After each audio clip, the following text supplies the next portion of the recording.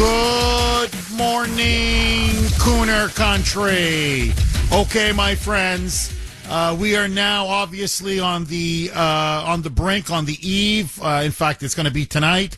President Trump's State of the Union address. It is going to be one of the most important speeches of his entire presidency. He will have a chance to reset, make his case on the economy and on his leadership, and where he wants to take the country now going into the future. And as all eyes are on Trump and his big State of the Union address tonight, within a week, two of the leading Democratic presidential contenders for 2028 have imploded. First, it was AOC, Alexandria Ocasio-Cortez, who went to Munich and made an absolute buffoon of herself, to the point now she is a national, even an international laughingstock. And then on Sunday, it was Gavin Newsom's turn. And this, my friends, trust me when I tell you this, this is going to haunt Newsom now for the rest of his entire career. He right now, if you look at the polls, there are two front runners for the Democrats. One is Kamala Harris, who many believe could actually, if you can believe this, could win the nomination again in 2028, even though she was a horrible candidate in 2024. And of course, California's Governor Gavin Newsom. It really is now a fight between the two of them as I speak to you now. It may not be much longer. At a book event in Atlanta on Sunday, Newsom was plugging his autobiography, his memoir, and he was speaking to an overwhelmingly black audience, an African-American audience.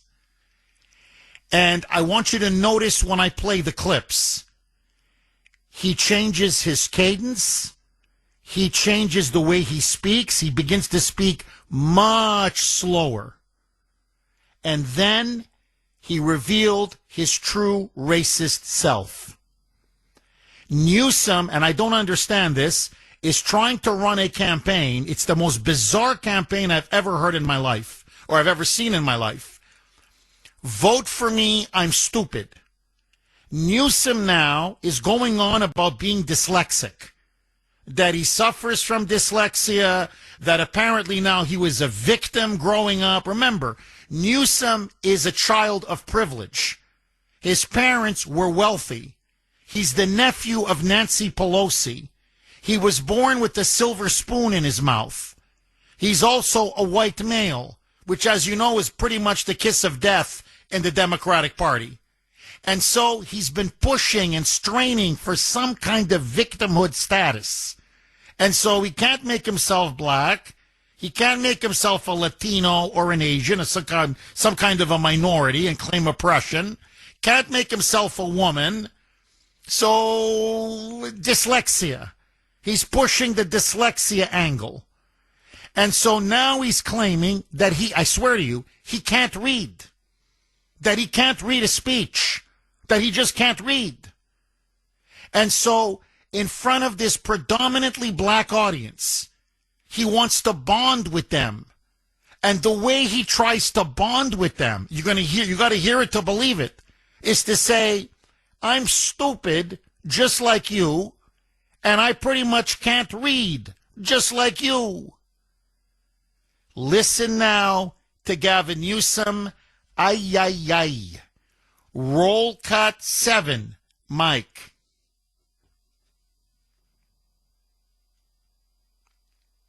I'm not trying to impress you. I'm just trying to impress upon you. I'm like you. I'm no better than you. I'm a 960 SAT guy.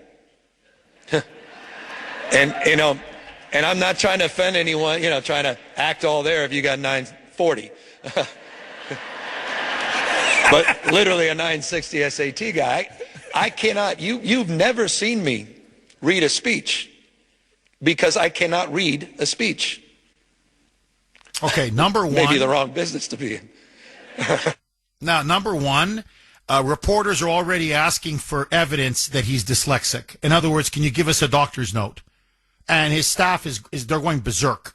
Okay, so he may be making this up, or let's put it this way: he's really exaggerating his dyslexia. Full disclosure: my wonderful son Ashton has dyslexia, and yeah, it's clearly a debility. There's no question.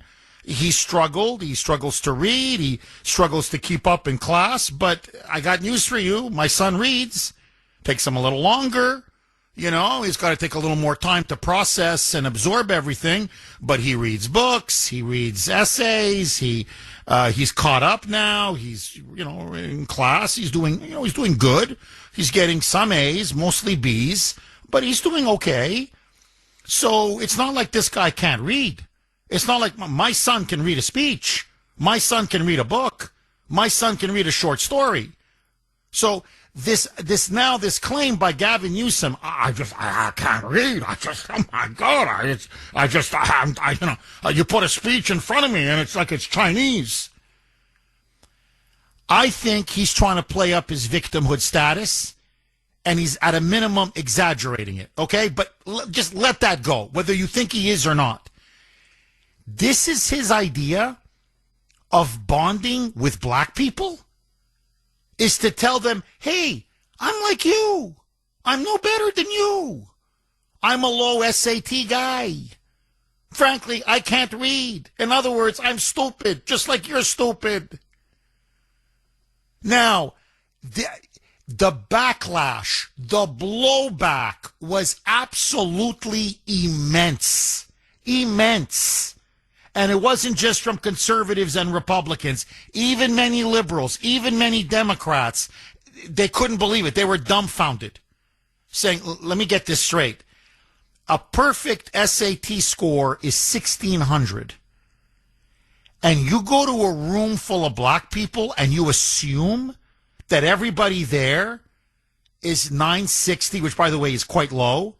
So you're assuming that that people in that room are, what, uneducated?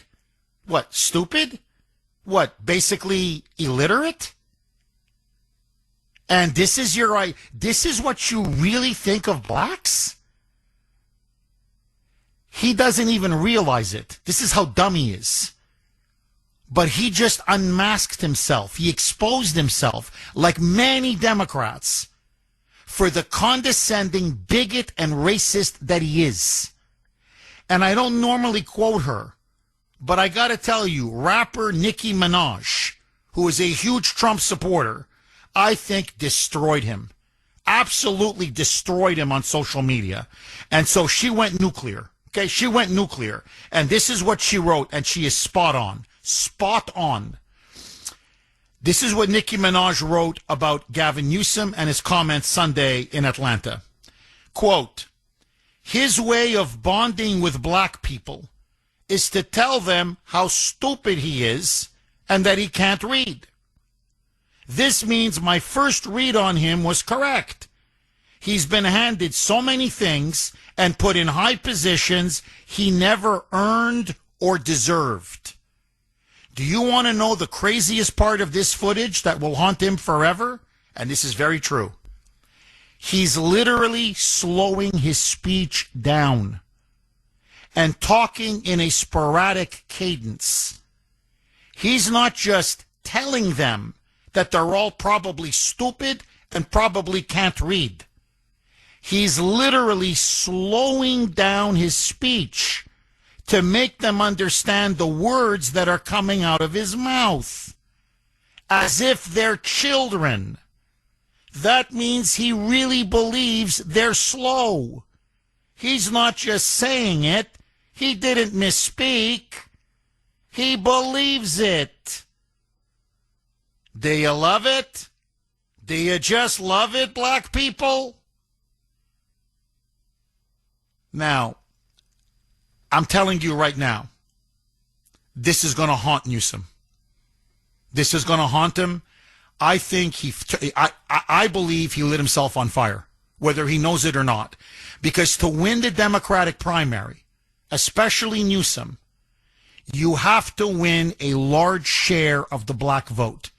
It is one of the key constituencies, one of the key voting blocks in the Democratic Party.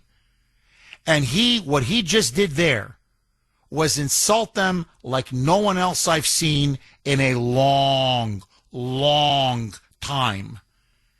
And Nicki Minaj is completely right. Completely right. When she says, look at the way he so slowed down, the way he was talking. And he would talk in bite-sized sentences. Like he's talking to a room full of idiots.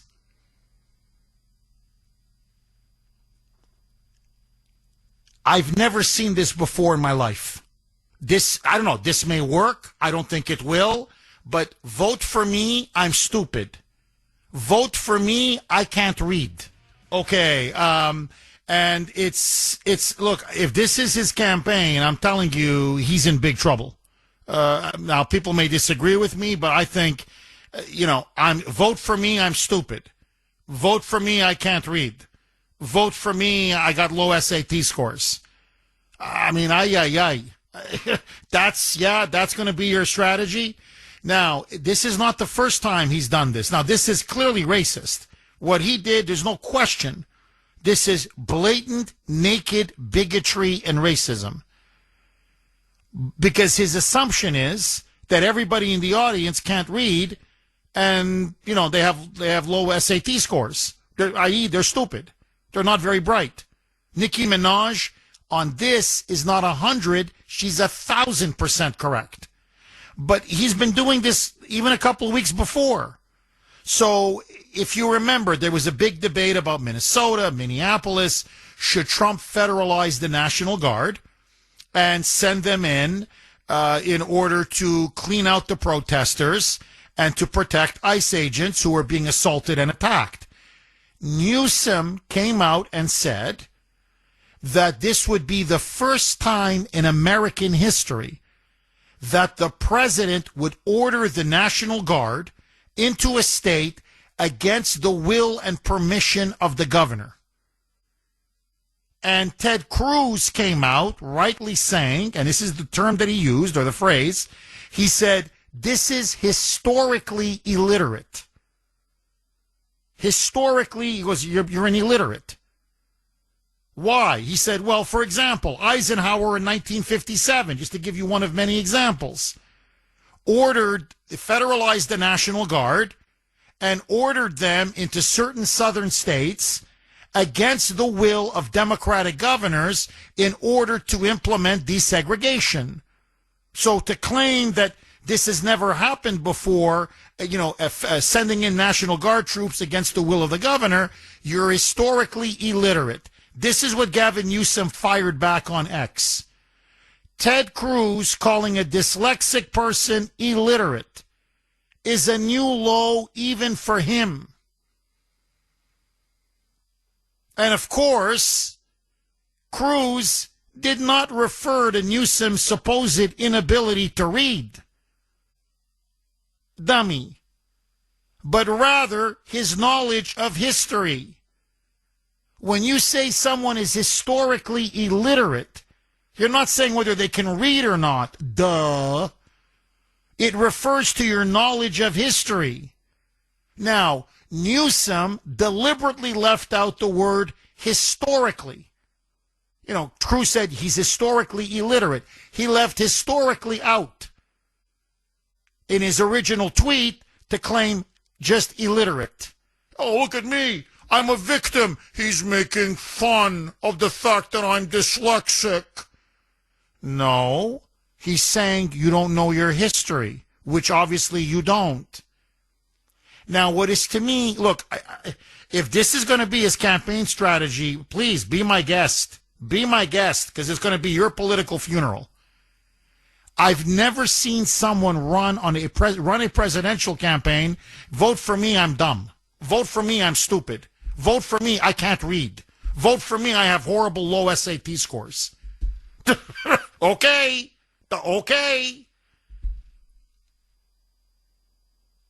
Now, it seems to me that what he's trying to do is he's trying to look, he, as I said in my opening monologue, he is a child of privilege. Everybody knows that. And to win a Democratic primary, the way the Democratic Party is currently constituted, you have to claim some kind of victim oppressed status. That's just how it is now. So if you're not part of a minority, and he isn't, and you're not a woman, and obviously he isn't, and you're not gay, and he isn't, well, you got a problem.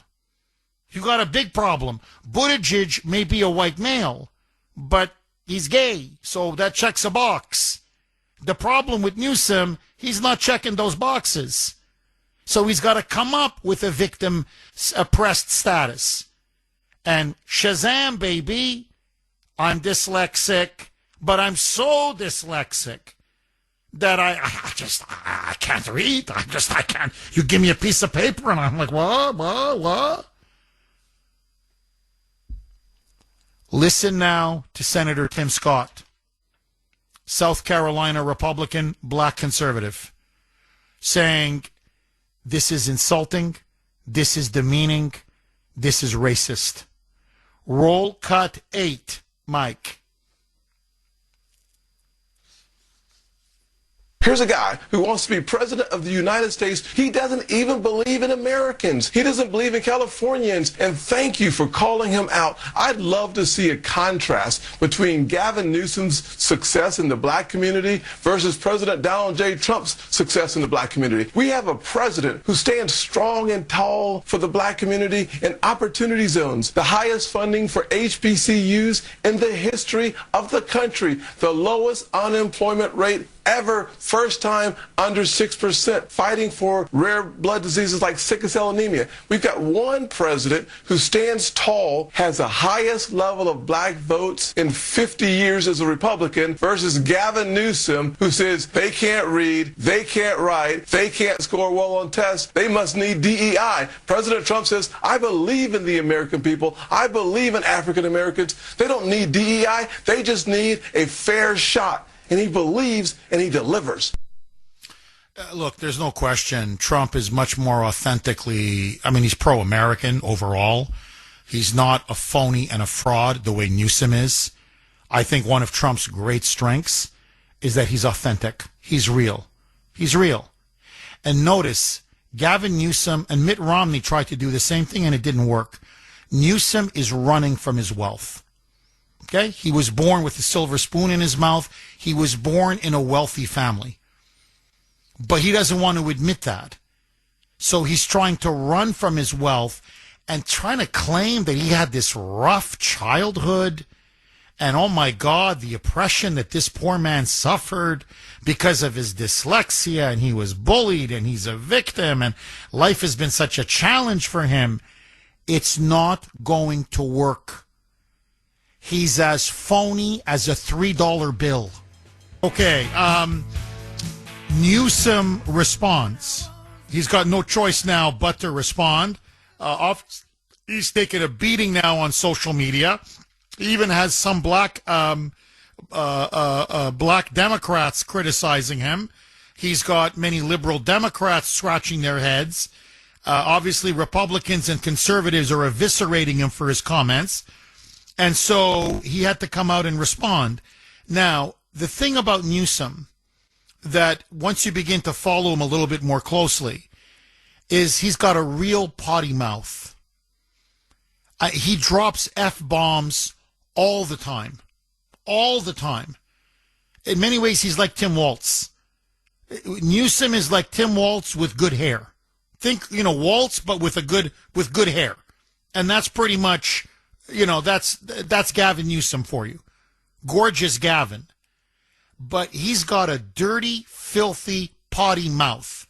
And like Waltz, he drops the F-bomb, the S-bomb, crap, I can't say the actual word on the air, all the time. So this is his response to conservatives and Republicans criticizing him for his racist comments regarding blacks.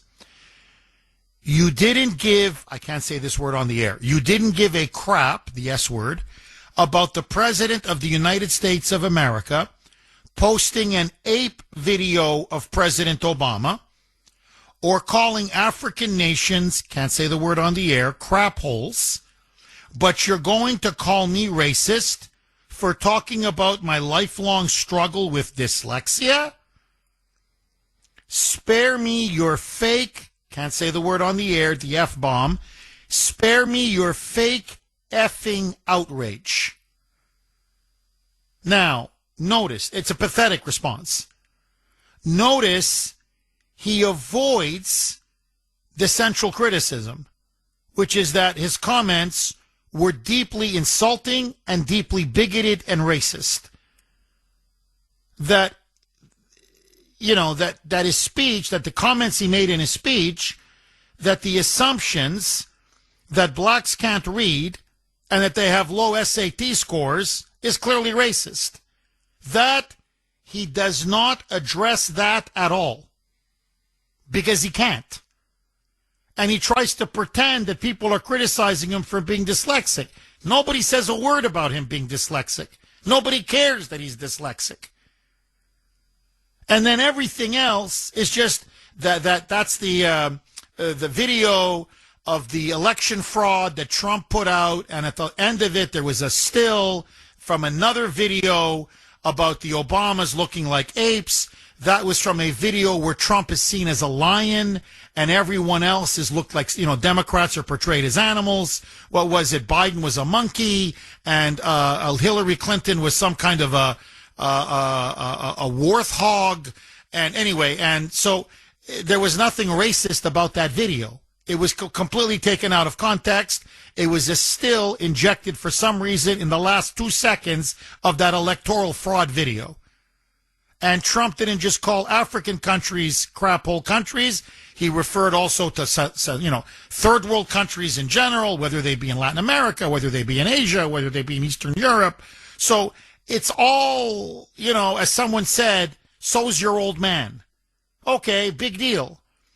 So you're taking pot shots at Trump.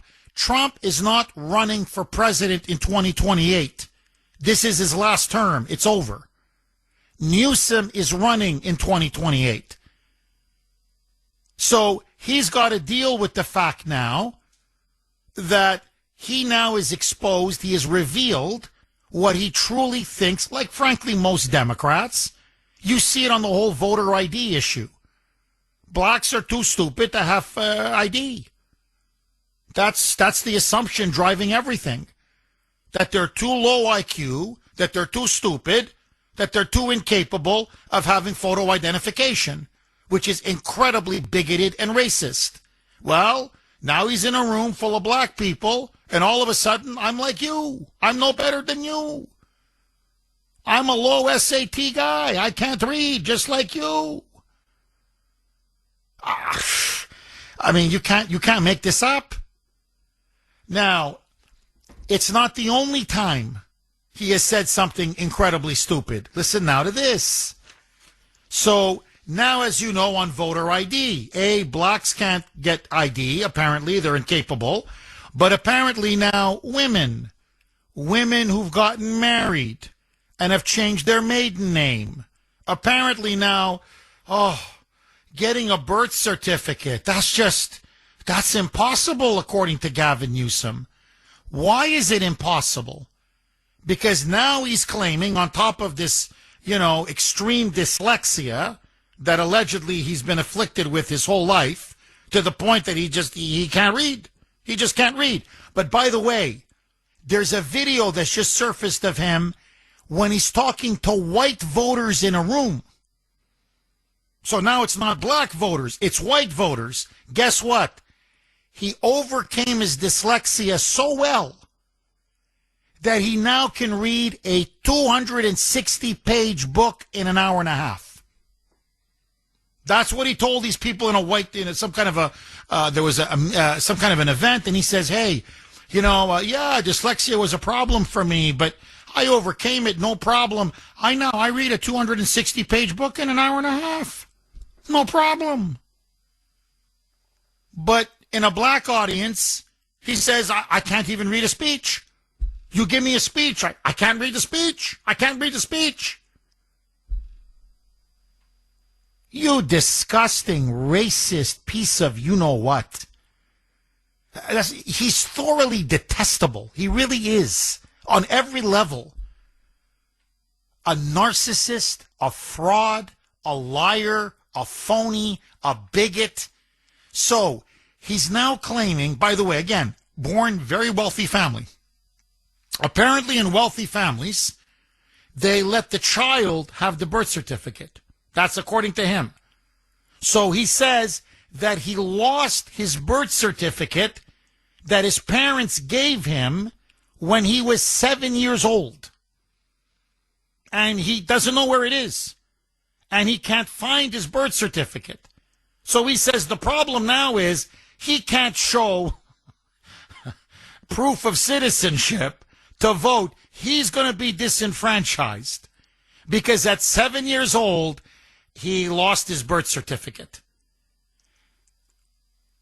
We're going to play the cut on the other side. I want to play the cut and take your calls. By the way, all you have to do is call City Hall. They have a copy of your birth certificate. It's not a problem. By the way, I don't believe he lost it at 7.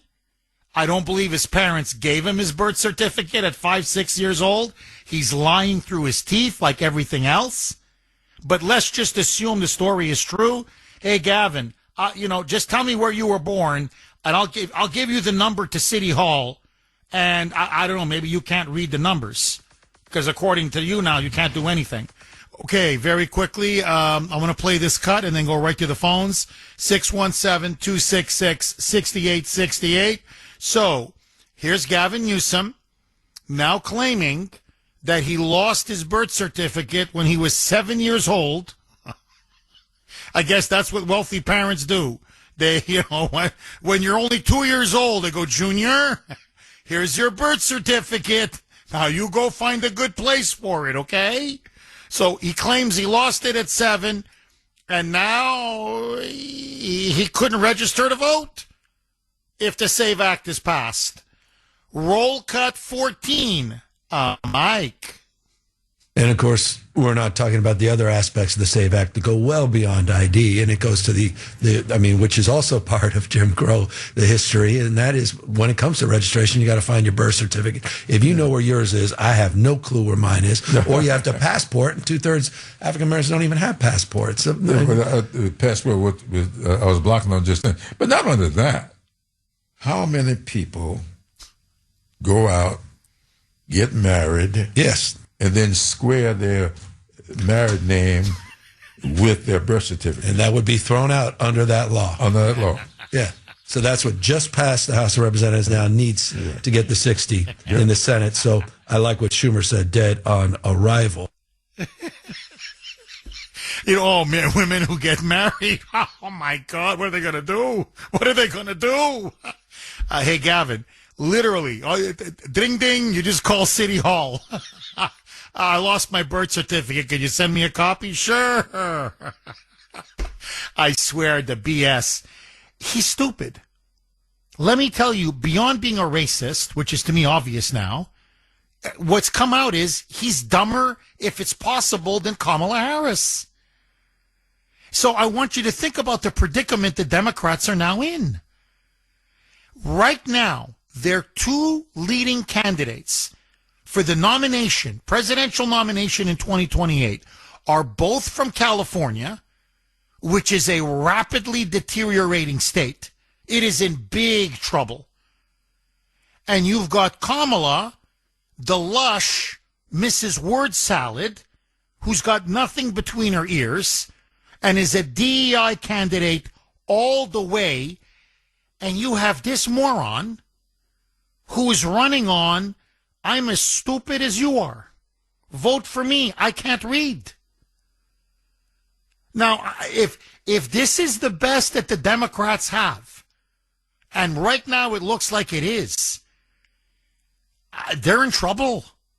Look, nothing is guaranteed in politics, especially with the voter fraud that the Democrats can generate, at the snap of the finger. But as things stand right now, they're in big trouble. If they can't do better than Kamala Harris or Gorgeous Gavin, then. You know what? We could be looking now at a J.D. Vance presidency, and this could be another decisive victory like we had in 2024. Now, I want to put this on the table because I think this came from Mike, actually, our assistant producer, and Sandy thinks he's onto something, and I agree with him. Mike's theory is that one of the reasons, not the sole reason, but one of the reasons why you're seeing the media, the Democrats, the left in general, just pour on the Trump derangement syndrome.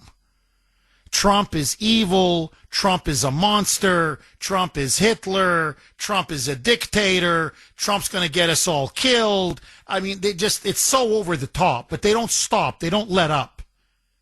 Is because by painting Trump and demonizing Trump in such grotesque, monstrous, exaggerated terms, it enables racists like Gavin Newsom or before him, Joe Biden, to get away with their bigotry and their racism. Because they're conning their voters, the Democrat base, their voters. Well, whatever Gavin Newsom may have said to a black audience in Georgia, oh my God, you're going to compare that to Hitler? To Mr. White Supremacist, evil orange man? I want you to stand back for a second. Because Mike disagrees with me, and I think Sandy does to an extent as well. You know, Jeff, you're saying Gavin Newsom is politically finished. He lit himself on fire. He committed political suicide. Did he? Because you can't get more racist than Joey. Joe Biden was a stone-cold racist. Okay? When he ran for office, when he was in the Senate, when he was in the White House, stone-cold racist. This is the guy, if you remember, when he was campaigning in 2020, told Charlemagne the God, who has a predominantly black listening audience, that if you don't vote for Joey, you ain't black. You ain't black, man. You don't vote for me, you don't vote for the Democrats, you ain't black. This is a guy who throughout his career has used the N-word, Biden now, used the N-word at least a dozen to 24 times in public. Okay? That's Joe Biden. This is a guy, if you remember, when he was responding while president, it was a black reporter's question about why he had not taken a cognitive test. Remember what Biden fired back? Basically calling the black reporter a drug addict? Quote, remember what he said? Quote, that's like saying you, before you got in this program, you take a test whether you're taking cocaine or not. What do you think? Huh? Are you a junkie? So what? Black reporters, because they're black, what? They're all cokeheads? They're all cocaine addicts? They're all on drugs? Now, if Mitch McConnell, here, just flip it. If Mitch McConnell had answered that black reporter the same way, McConnell would be finished. He'd be out. I remember at the time he was the Senate Republican leader. He'd be out at the Senate Republican leadership. In fact, he'd probably lose his seat.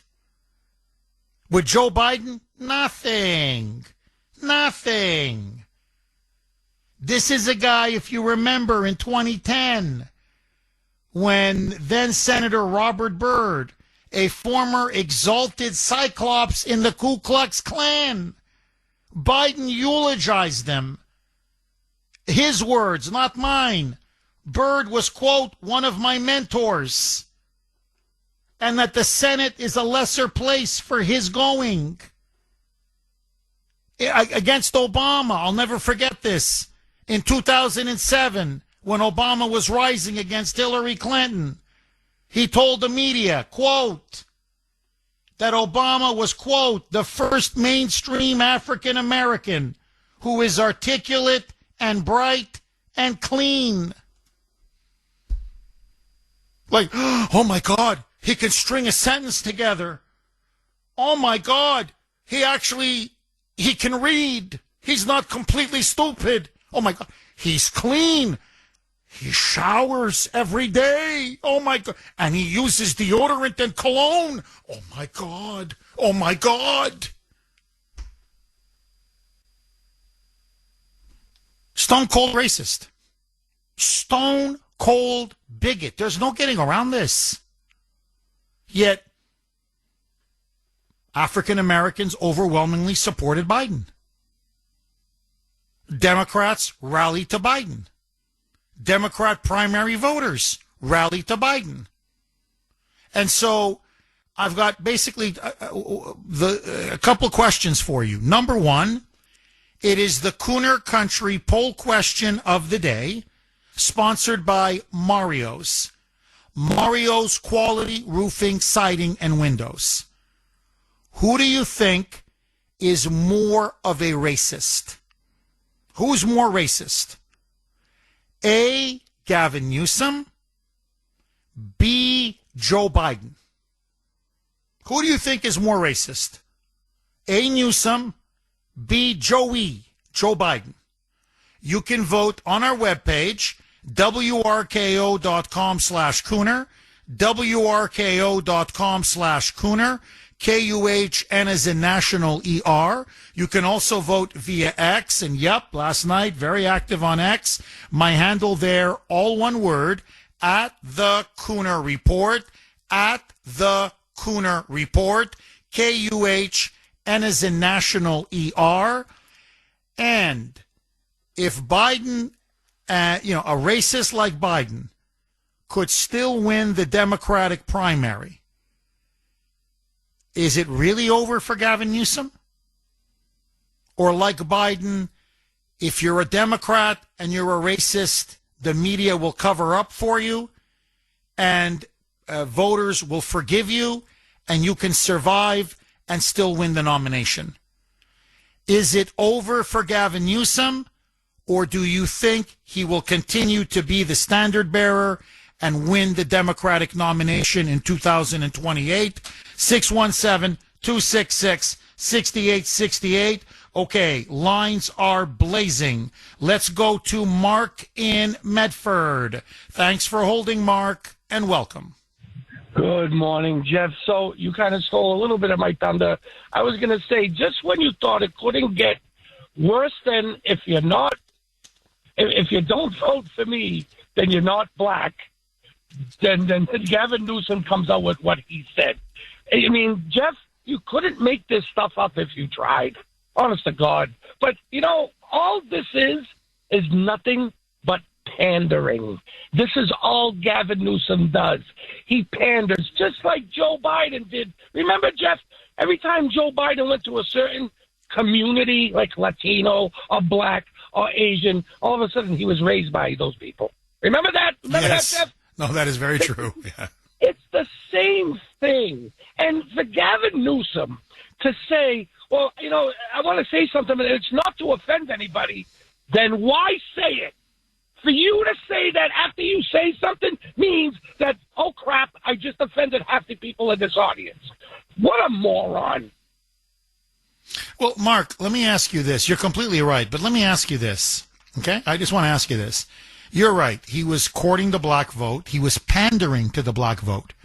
And this is really Nicki Minaj's point. And I'm telling you, I'm not a big fan of Nicki Minaj, but, she's right. I'm sorry. Truth is truth is truth. She says, so his idea of pandering is to tell us to our face, I'm just like you. I'm no better than you. I'm stupid. I can't read. I have low SAT scores. Hey, vote for me. I'm like you. What? I mean, to be that insulting, to be that condescending, and she's right. You know what? Let me play the cut again. I'll get your reaction, Mark. Though I can play you cut after cut. When he's talking to white people or a non-black audience or a multiracial audience, he talks much quicker. He talks like he always talks.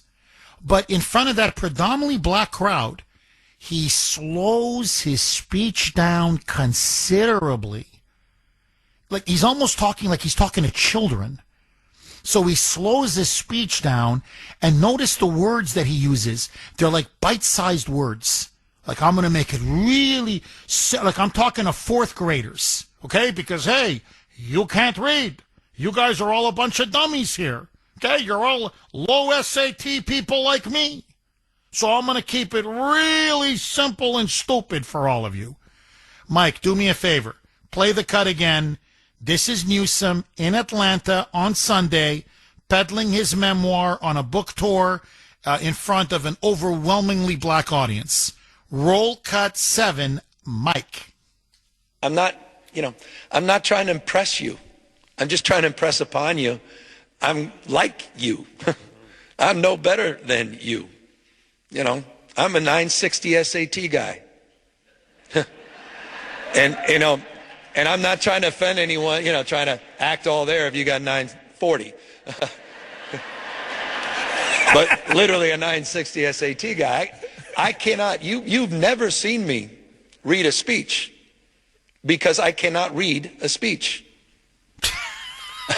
Maybe the wrong business to be in. I can't read a speech? I'm like you. I'm no better than you. Mark, this is his idea of pandering to the black vote? I'm as stupid as you are? I don't know. Maybe this is going to work. I don't know, Mark. There's a first time for everything. I doubt it, but what say you, my friend? Yes, this is more like open mouth, insert both feet. Not one foot, but both feet. I mean, honest to God, Jeff, I guarantee you this. I bet you the majority of the audience had a higher score than 960 on their SATs. Honest, I swear to God. I mean, Jeff, you can't assume that people are stupid no matter what color they are. Because I can tell you right now, I know a lot of white people that are freaking idiots. You're dead on. Mark, as usual, drop the mic. You dropped the mic. Yeah, there's a lot of intelligent black people, obviously. Come on. A lot of stupid white people. I mean, of all races, people are smart, people are stupid, people are good, people are bad. I mean, it's unbelievable. And you could, by the way, and all he's got is F you, effing outrage, F you, and the S-bomb when he tries to defend himself now. And that's another thing with these Democrats. You know, we're talking top prominent Democrat leaders. And the coarsening of our culture, it's F-bomb after F-bomb after F-bomb. It really is deteriorating our public life to have these people talk like this. So, look, we shall see. Anything is possible. But if I was a betting man, I think Gavin is blowing up on the runway right now, politically. This is not going well for him. And, and who the hell brags about having 960 SAT score? I mean, that is so low. I mean, 1,600 is perfect. So 960, I mean, Mark is right, I guarantee you. At least over half the room had a way higher score than this guy. They're probably looking at each other saying, what a moron. And to brag about it. On top of it all. 617-266-6868. Mark in New Hampshire. Thanks for holding, Mark, and welcome. Buddy, how are you? I am good. How are you, Mark? I'm great, bud. I'm sitting up here. I didn't get an inch of snow out of the storm, so I'm super happy. Are you serious? Yeah, nothing. I got 0. No, you're joking. No, it's great. I got buried over 2 feet of snow. I got buried, man. And you're up in northern New Hampshire and you got nothing. Pick up the phone and call Al Gore and tell him thanks, Jeff. Hey, listen, I got a quick question. So if this clown can't prove he's a citizen to vote, how is he going to run for president, Jeff? Don't you have to be a citizen to run for president? So all we got to do is say, fine, prove it. And then he's out of the race because he can't find his birth certificate. I bet he could conveniently find it if he's running for president, though. Oh, Mark, touche. Mark, I want to play a cut, and I want to get your reaction, because you can tell, okay, the primary is on, whether the media wants to admit it or not. It's between Kamala and Gavin Newsom, and they've already begun. So this was Newsom at the same event in Atlanta. Now, remember, Newsom needs to get a big chunk of the black vote if he's going to beat Kamala in a Democrat primary. So he mentions Kamala. And, of course, along with Kamala, he mentions her quote-unquote mentor and for a long while lover, Willie Brown. Roll cut 6, Mike. And for those that don't know Willie Brown, you wouldn't know Kamala Harris without Willie Brown.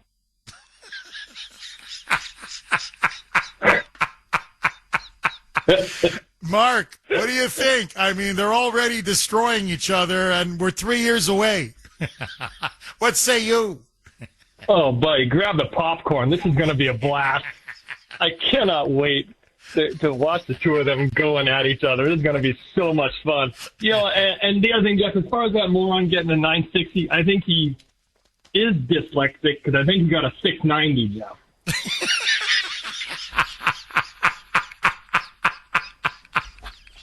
Oh, Mark, you're killing it today, man. Mark, as things stand right now, is this all kidding aside, is this the best the Democrats have to offer? Is it really Kamala Harris, Gavin Newsom, AOC, and Pete Buttigieg? I mean, apparently that's their top 4 when you look at the polls.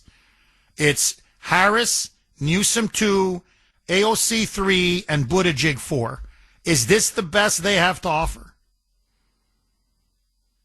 I think it is.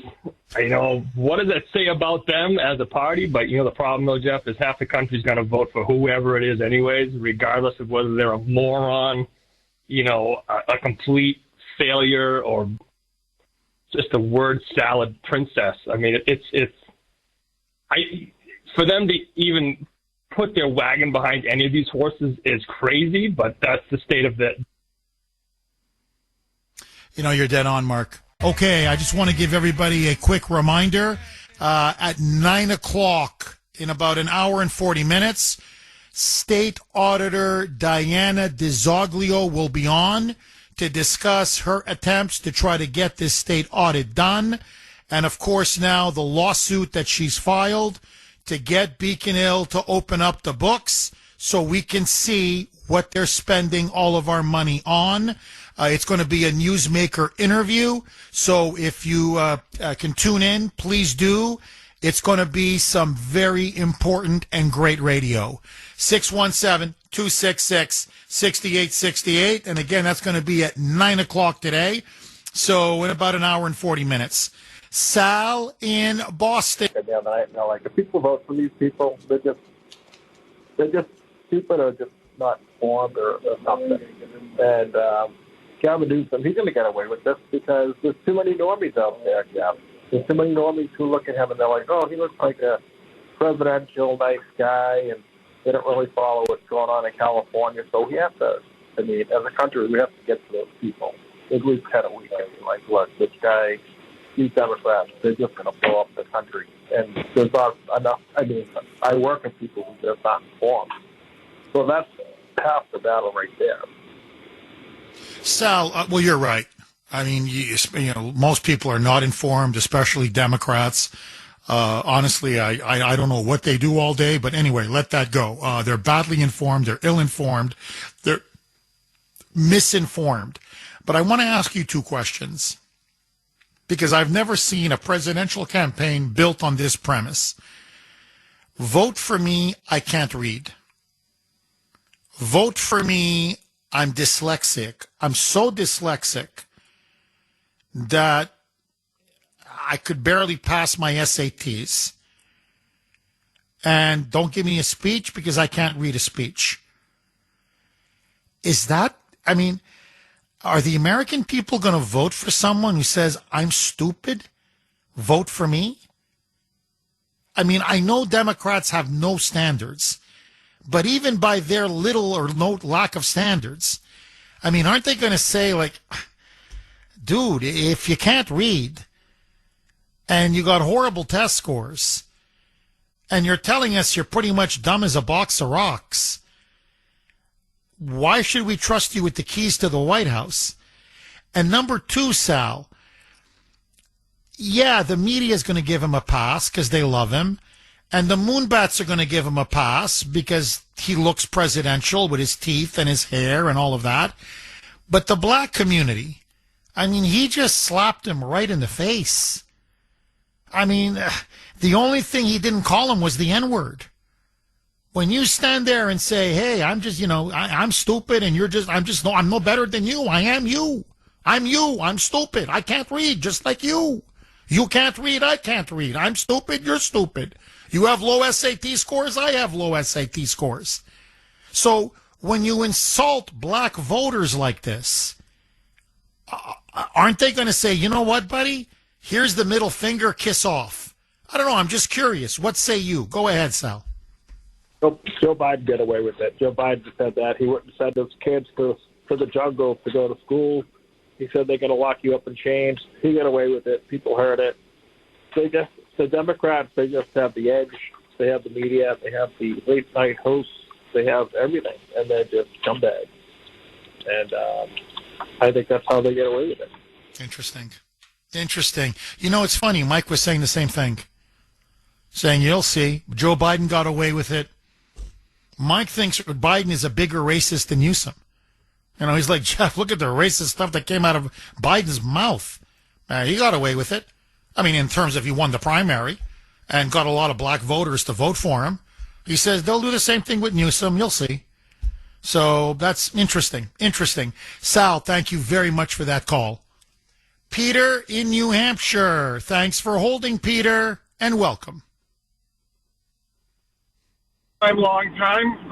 Appreciate your candor in the morning. It gets me fired up as I head north to go skiing for the day and to get my blood going. But what I want to talk about is where did you see Gavin Newsom a few weeks ago? He was over in Europe. Was that correct? Yeah, he was in Munich. That's right. Yeah. Don't you need a passport for that? I travel a lot internationally on my business in the past, and you need a passport. And one thing you need a passport to get one is you have to have a birth certificate. So I want to call the BS meter on his birth certificate comment. Oh, he's a liar. Peter, you're absolutely correct. To travel abroad, especially to Europe, you need a passport. To get a passport, you got to show your birth certificate. So for him to say that, first of all, Peter, which parents, okay, and he came from very wealthy parents, but which parents give their 4 or 5-year-old son, here, hey, little Peter at 5 years old, here's the birth certificate, Peter. Don't lose it, son. Nobody gives their child the birth certificate. So, and then, I lost it when I was 7. He's a liar. Now, I don't know, he may have some dyslexia like my son, but for him to be claiming like he's so dyslexic, Peter, he can't read a sentence. He can't, you put a children's book in front of him, he can't read it. But in front of a white audience, he does a 250, 300-page book, he tells them in an hour and a half. That's how much he's mastered his dyslexia. Okay, I don't know about you, but I got buried under snow. I mean, at least 2 feet hit the Kuhner man's home in my area, at least 2 feet. I know some places in Massachusetts got 30 inches of snow, 2.5 feet. So it's been brutal in southern New England and across the Northeast. Now, why do I mention this? Because in New York City, under communist Zoran Mamdani, Mamdani now has so mismanaged and he is so incompetent in terms of marshaling the city's snow plows and snow vehicles and snow equipment that he is now requesting emergency snow shovelers, volunteers, to come out and help the city dig out from this massive blizzard, because apparently New York got about 2 feet of snow as well.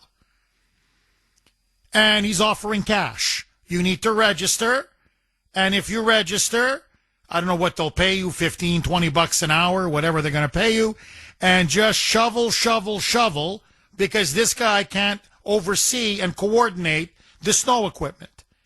But there's only one catch.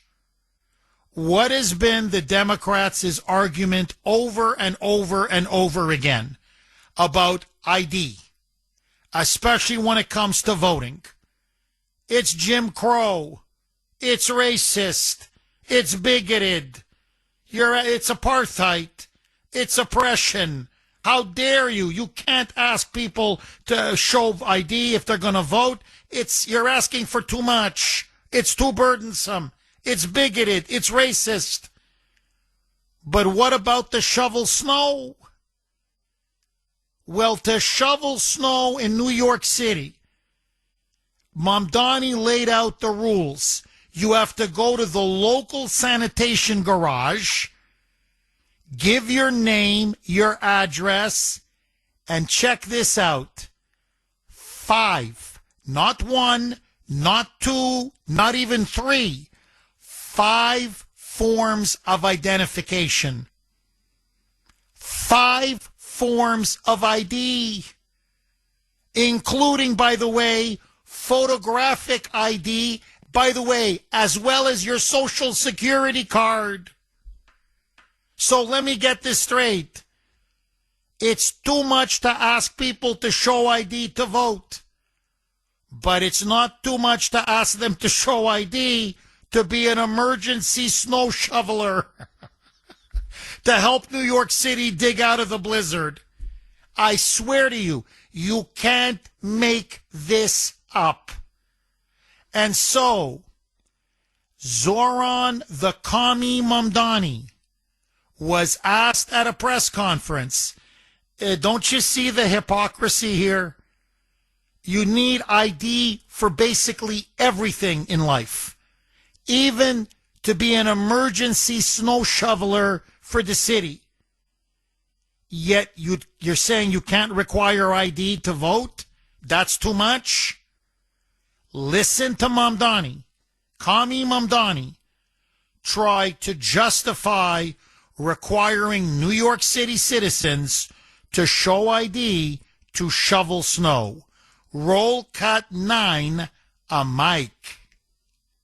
Your city's urgently hiring emergency snow shovelers to help remove snow and ice from public areas, offering people $30 an hour. House Republicans are criticizing you for requiring workers to bring multiple forms of identification to sign up for that job. They tweeted, quote, "Let's get this straight. In Zoran Mamdani's socialist utopia, it takes 2 forms of ID to shovel snow, but no ID to vote. Make it make sense," unquote. What's your response to that, sir? Well, here in New York City, we follow the law, and it's federal law to require certain forms of identification in order for someone to actually be paid for this kind of a job. And so that's what we're asking for, 2 forms of identification. It's a long-standing city program. It's a long-standing city policy. And thanks to the hard work of DSNY, they've expanded their capacity for how many New Yorkers they can supervise at a time, now up to 1,800 per shift. And so these hardworking men and women who've signed up over the course of the last few days and last few weeks, they've joined the work that sanitation has been doing, and they're clearing crosswalks, bus stops.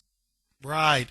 Correct me if I'm wrong, but harboring illegal aliens is against federal law. Being a sanctuary city is against federal law. Allowing illegals to pour into your country is against federal law. Giving welfare to illegals is against federal law. Notice, now all of a sudden, because he's so incompetent, this is the problem. He is so incompetent. This guy, listen, look, this is not 150 years ago, okay? We have something called snow plows. Yes. And snow blowers. Yes. And de-icing trucks. Yeah. In other words, we have what's called machines and vehicles and trucks. And you see, they plowed the snow. They cleaned the snow off the sidewalks and off the streets. Yeah, Zoran, this is not Uganda. No, you're in America now. You phony, you fraud, you. He is so incompetent, he can't even coordinate the city's snow equipment and snow removal services. So he's got to have basically an army of snow shovelers. Because he doesn't want to, like the last snowfall, it took him weeks to dig it out. So now he doesn't want to see a repeat. So suddenly now, well, it's the law. You have to show ID. Hey, here in New York, we don't break federal law. Really? You break federal law on illegal immigration every day. All you do is break federal law on immigration. You phony, you fraud, you. And this is what I'm talking about, okay? So this is how absurd it's now gotten in our country. To shovel snow for this loser, and frankly, I wouldn't do it. Whatever they're paying you, it's not enough. You're paying record taxes, and this guy can't even remove the snow off the streets and the sidewalks? Now he's got to get grunts to go out there manually with shovels and pay him, what is it, 12 or 15 bucks an hour or whatever? And, you know, they can't even cut you a check. Show me a picture. Show me your driver's license. Show me a passport. And by the way, give me your social security card. So 5 forms of ID. 5. We ask for 1 to vote. And this guy's yelling racist. Because you want to cheat. It's obvious. The reason why the Democrats are opposed to voter ID is because they want to cheat. Election fraud, voter corruption, voter theft is a key part of their election strategy. It is so obvious now, it's not even funny. Now, on top of all of this, Mamdani now is proposing, listen to this, a nearly 10%, 9.5 to be exact, 9.5% tax increase on property holders all across New York City. Okay? Basically a 10% tax increase on all property holders and business owners in New York City. And this loser can't even pick up the trash, and he can't even shovel the snow or remove the snow. That's life under communism. You wanted communism, you got communism. So your trash is no longer being picked up, your snow is not being removed, and now he needs people to literally volunteer and work for minimum wage, but only if you show ID. And that's the only way they're going to get the snow shoveled and the snow cleaned in his communist New York City. As your taxes keep going up and up and up and up. I warned New Yorkers. I said, you vote for this commie, you are going to rue the day. Okay, just another heads up. In about an hour and 10 minutes at 9 o'clock sharp, we will have a newsmaker interview with Massachusetts State Auditor Diana DiZoglio. Must listen to radio. 617-266-6868. Dave, our Western PA constitutionalist correspondent out in the Pittsburgh area. Thanks for holding and welcome. Good morning, Jeff. How you doing, buddy? Good. Well, I mean, I'm buried under 2 feet of snow, but other than that, I'm good, Dave. Yeah, we got a little bit here, not too bad. Hey, Jeff, get this right. You know, God forbid, had anyone from the Tea Party or the Republican Party done what Gavin Newsom or Joe Biden's done to the black community, oh my God, Jeff, we'd be tarred and feathered. Oh, then we'd be destroyed. Oh, yeah, of course. If Trump said what Gavin Newsom said, if JD or Marco Rubio or take your pick, if you, me, if anyone in this audience, if we said what Gavin Newsom said, we'd be finished. We would be professionally destroyed. We would be branded as KKK, as filthy white racist, white supremacists and racists. We'd be finished. We'd be finished. I'm telling you right now. The double standard, it's really shocking. It really is. And I'm just wondering if someone in the black leadership is finally going to stand up and show some pride. Show some pride, self-respect, and dignity. And say, you know what, we're getting off this plantation, this democratic political plantation. You can't just stand there and humiliate us and insult us and demean us to our face and think that we're just going to vote in lockstep for you. No. We don't even want an apology. You're done. You're finished. As Nicki Minaj said, you know, it's not just what he said. It's how he said it. He kept talking so slow and using like childlike language. It was, you know, it's not just that he said it. It's he meant what he said. You just look at the way he delivers the lines. Like he's talking to them like they're third graders. Like he's talking to a room full of imbeciles. And, you know, and that idiot mayor of Atlanta is laughing and he's covering up for his friend. But in reality, if I was an African American and I'm in that room, I would have gotten up and just walked out. The audience should have gotten up and just walked out. But anyway, that's me. Dave, I've got to ask you, do you think this is the end of Gavin Newsom? Do you think this is the end of his ambitions to become president of the United States? Because it's basically now, all the polls are saying it's between him and Kamala. And did he self-destruct on that stage? Or do you think the media and the Democrats will sweep it under the rug the way they swept it under the rug for Joe Biden? Blanche, Jeff, and you can also add Hillary Clinton to that group, because remember 2016 when she was running for president. You know, Jeff, I think the media is going to cover for him. Had this been Donald Trump, like you said it, you know, it's disgusting. And Jeff, to a different extent, but to a different point, yesterday the New York Times had an op-ed about how much everything is looking better, the economy, the border, and everything else. But of course, they failed to give Trump the credit. You know what I'm saying, Jeff? It's just like when the government shutdown happened. I remember it was a Wednesday night. Trump signed the government back into, business, with his magic marker. And what's her face on CNN, that stupid reporter, she's a lady, I forget her name, but she was on there 30 seconds after the government reopened. Oh, Jeffrey Epstein, they couldn't give Trump the credit. They had to start on the Epstein stuff. It's like a layered cake, Jeff, with liberal Democrats. When they get hit on something, they go to the next layer of the cake, then the next layer of the cake. It's like a wedding cake, Jeff, layered cake. And every time the media gets kicked in the head, just like this race thing with Gavin Newsom, I didn't mean to change the subject. They're going to let it go, Jeff. The New York Times, had this been me or you that said it, oh, my God, we would have to hide in a fallout shelter, Jeff. Well, look, there's no question that the country is turning around. It's getting much better than it was under Biden.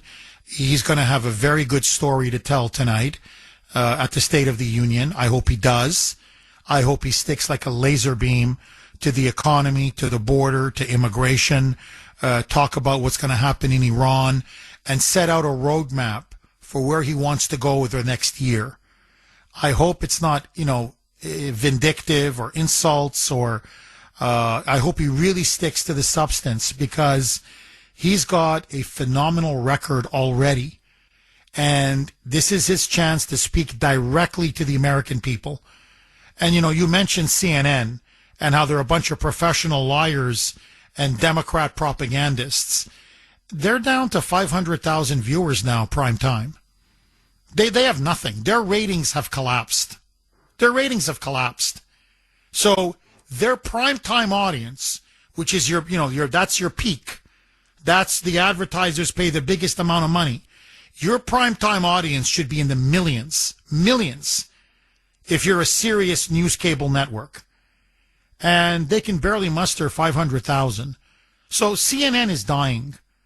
And it's dying because of exactly what you said, Dave. When you keep lying to your viewers, and by lying to your viewers, you're disrespecting your viewers, eventually they're going to turn the dial. They're not going to come back. And that's the problem. CNN has no credibility. Just like most of the entire establishment corporate media, the fake news, they have no credibility. That's why people don't watch, and that's why people don't read them. And ultimately, they have no one to blame but themselves. I read a newspaper to get facts. I want a good reporting job that'll tell me, the 5 W's. Where, why, when, the basics, okay? And give me both sides of the story, and I'll decide which side I agree with. Those days are long gone, Dave. Long gone. Now they're simply mouthpieces for the Democratic Party. Well, if I want my talking points, I just have to look at the Democratic National Committee. The DNC gives me their talking points. I don't need to watch the CNN or MS Now. See, that's what I never understood about the Bills in Sudbury and the Chris's in Gloucester, these moonbats that call in. They call in and they, mouth and parrot what they've seen on CNN or MS Now. And I'm like, what, you don't think we can watch CNN? This is CNN. Or MS Now, BS Now. We can watch BS Now. You don't have to tell me what the lies that they're saying on, the pro-Democrat media. I don't need you to tell me. We're inundated with lies from the liberal media. So what are you calling me for? They like to act like it's somehow original when they call in. I'm like, no. All I got to do is watch Don Lemon or Rachel Madcow or Anderson Cooper, and I know exactly what the Democrats are thinking and saying. That's their problem. And Dave, I'm telling you, they're going broke. 500,000 viewers for CNN primetime is a joke. They're hemorrhaging money, and that's why eventually they're going to go the way of the dinosaur. Take it to the bank. Nobody watches them anymore. Which to me begs the question, why do Republicans keep trying to get on CNN? I mean, what, your grandmother watches it? Like, who cares?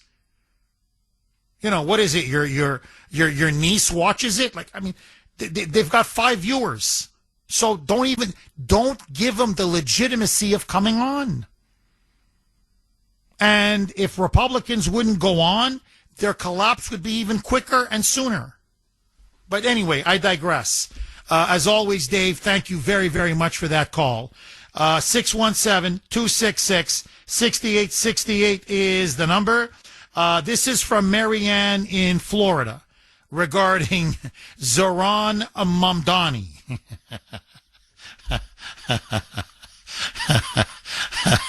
And how this guy's got to pay people who are shoveling snow, and they got to show ID just to register.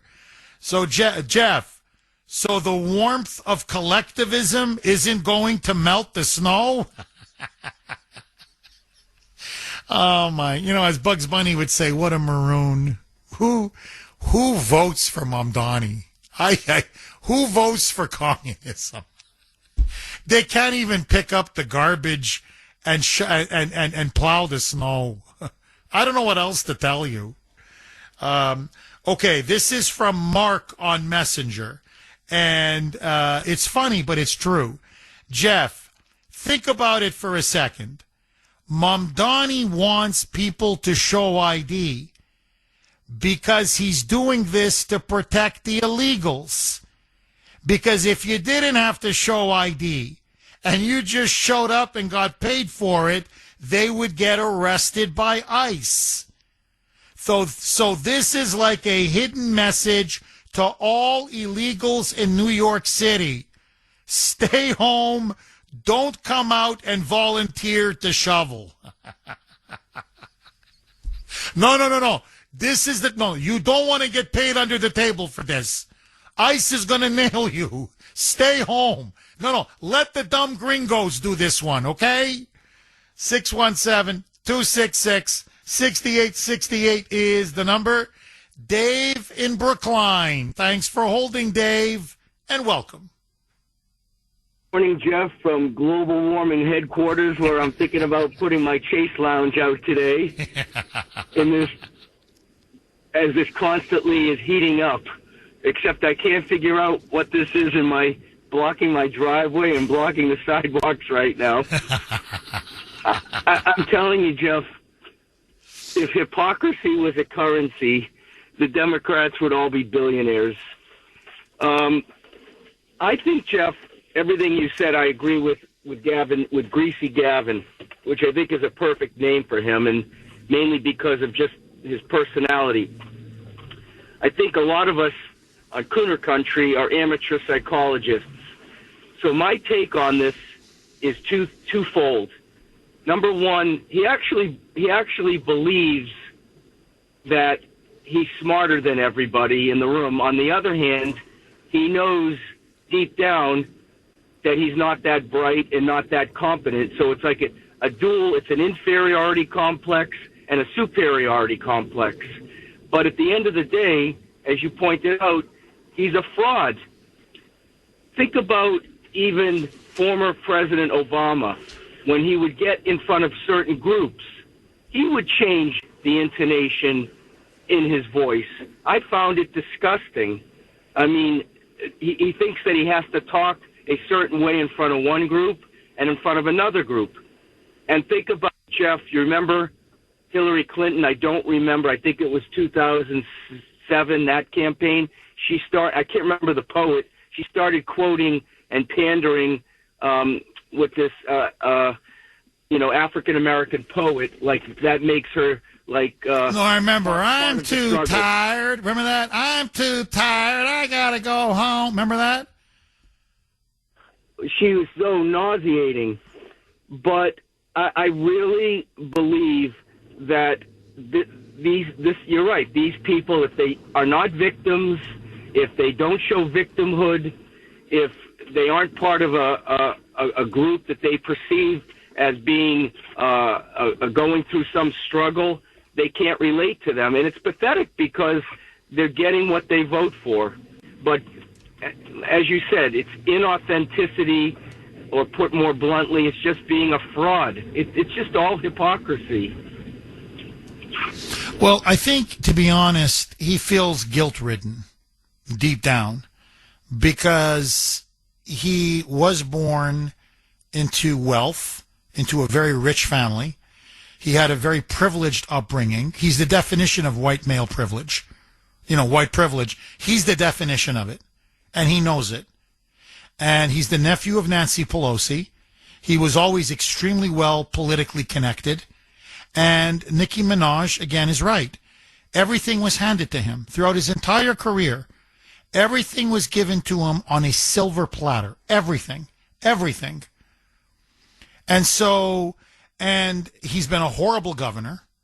He's been, frankly, a horrible human being, for most of his life. And everybody knows that.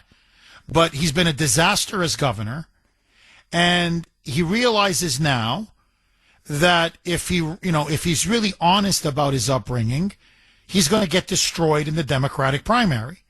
So he's trying to pretend that he wasn't wealthy. He's trying to pretend that he had a rough upbringing. He's trying to pretend that he had it so hard. Well, you went to the best schools. You came from the best families. You were given the best public service jobs available. And you were groomed and nurtured and carried your entire life and career. And so what does this guy do? He suffers from dyslexia. Maybe. I'm not even sure of that. But let's just grant him that he suffers from dyslexia. Well, as I mentioned in my opening monologue, so does my son, Ashton. He's dealt with it his whole life. He can read. It's harder. We've had issues. We've had to work with him and have other teachers work with him after school. And, it's hard. The letters are inverted and it takes him a little more time to follow things in the classroom. But, he reads books. He reads short stories. He reads comic books, graphic novels. He's doing well in school. I'm not saying my son is a genius. He's not. He's a very good boy. He's got a great heart. He gets some A's. He's doing well in history, for example. He's getting A's. And the sciences. English, B minus. He struggles a bit with English, but, he's doing fine. And so, yeah, it's, obviously it's an obstacle. But the way he's acting, I can't read a speech. I can't read an article. I can't read anything. He's a liar. He's a liar. And he's so dumb. He thinks this is 2004. He doesn't realize now that everything is caught on the internet, that everything is videotaped and is posted on the internet. So now they've got him dead to rights, where he's in front of a predominantly white group, and he's going on about how he overcame his dyslexia. Like now it's an inspiring story. See, now he's not so stupid, Mr. Low SAT guy, and hey, I'm no better than you, I'm no different than you, I'm just like you. Now, in front of a white group, he says to them, I read a 260-page book in an hour and a half. That's how good I am now. I had a hard time reading. Now I just blitz through books. That's how much I've conquered and mastered my dyslexia. So when he's in front of a white group, he's super fast reader, dyslexia is no problem. When he's in front of a black group, no. I'm so dyslexic. I'm just like you. I'm stupid. I can't read. I can barely pass my SATs. So he's that dumb that he doesn't realize there's something called, as I said, the internet. So I'm telling you, Dave, he's going down. He's going down. I know the media is going to try to carry him. I know the Democrats will hold their nose and vote for him. But this guy makes mistake after mistake after mistake after mistake. And it's his arrogance and his hubris. Because you nailed it. He thinks he's the smartest guy in the room. And he's not. And that's his problem. And so all I'm saying is this. If this is the best the Democrats have, and right now it's either him or Kamala, I'm telling you, J.D. Vance is going to be the next president of the United States. Because these two are not ready for prime time. Kamala was a disaster in 2024. If they're going to run her again, good luck. And if they think Newsom is the answer, good luck. And if they think AOC is the answer, good luck. And if they think Buttigieg is the answer, again, good luck. By the way, Buttigieg polls 0%. You can't make this up. 0% with blacks. In a Democratic primary, Buttigieg gets a 0. Not even 1. A 0%. You don't win the black vote. You can't win the Democratic primary. So the Democrats are in complete disarray. That's why my advice to Trump tonight is State of the Union, the country is yours. By the way, the Democrats, many of them are going to boycott tonight's speech. So he's going to be talking maybe to a half-empty chamber, which to me, great. Take that, again, use that to your advantage. Say, look how disrespectful they are. We're in the midst of a shutdown of the Department of Homeland Security, putting our planes in the sky at risk, our national security at risk, FEMA at risk, terrorists coming across the border, our security at risk, and they don't even have the decency to show up at the State of the Union address. If I'm Trump, I go to town on the Democrats and say, while they're playing games, while they're fiddling as DHS burns, here's what I've done for the country. as I was saying before I was cut off at the break, look, if Trump lays out his case tonight on everything he's achieved after 1 year in office, from inflation, cost of living, economic growth, jobs, crime, the border, deportations, foreign policy, you name it, go across the board. He's going to have a very powerful, compelling story to tell. And juxtapose that to the Democrats, many of whom aren't even going to show up because they're quote-unquote boycotting the State of the Union. And when you look at the current Democratic field that are their supposed front runners for 2028, Trump can easily set the table not only to win the midterms in 2026, but to pave the way for either J.D. Vance or Marco Rubio to win in 2028. So a lot is riding on tonight's speech, but right now, the Democrats, in a way, are almost Trump's greatest ally. The more extreme they get, the more radical they get, the more insane and offensive they get, the better and better Trump looks. Because now Trump and the Republicans are coming across as the adults in the room. The Democrats, like spoiled, deranged children. Out of control children. 617-266-6868. Agree, disagree. Is it Carlotta? Carlotta in Washington. Carlotta in Washington, D.C. Thanks for holding, Carlotta, and welcome. Hi. I'm just calling to remind you of what it was Hillary actually said. I ain't no ways tired. Oh, that's right. That's right. That's all. Carlotta, did you find it offensive? Did you find it nauseating how she was trying to pander to a predominantly black audience? Her nauseating no matter what she's doing or not doing. There's nothing she could do that I wouldn't find nauseating. And Carlotta, I just got to ask you, what do you make of Gavin Newsom and his pathetic attempts to pander to try to win the black vote? You think it's working, or do you think it's blowing up in his face? Only that, but did you see his Dana Bash interview? Where she pretty much pushed back at him. She said, look, you were born on third base. And he more or less said, yeah, but I still had to run to fourth. I mean, those weren't the words, but that was the crux of the interview. Meaning his dyslexia, right? That's that accounted for the last 90 feet that he had to run. Said, well, it's true. He said, the Getty family and whatever, my grandfather, it opened doors for me. But once I was in the door, I had to, show it was disgusting. Oh, I'm with you. Carlotta, people have no idea how wealthy his family is, or was, whatever. But the kind of wealth that he came from, and the kind of opportunity that he had, the kind of privilege that he had, the best schools, you name it, the best connections. I mean, it was all, he was born with the silver, I mean, literally, he was, they served up everything to him on a silver platter. He was born with a silver spoon in his mouth.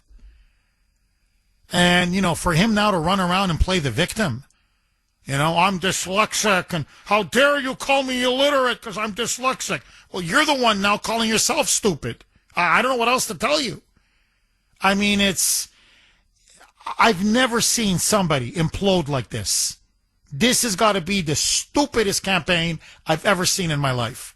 Vote for me. I'm dumber than you are. Okay. Carlotta, thank you very much for that call. Now, look, and this to me goes to the heart of the issue about why I think Trump tonight has a huge opportunity. And I pray, fingers crossed, that he doesn't blow it. I hope he takes full advantage of the opportunity to really deliver a State of the Union that can reset his presidency and really get the momentum behind him and the Republicans going into the midterms.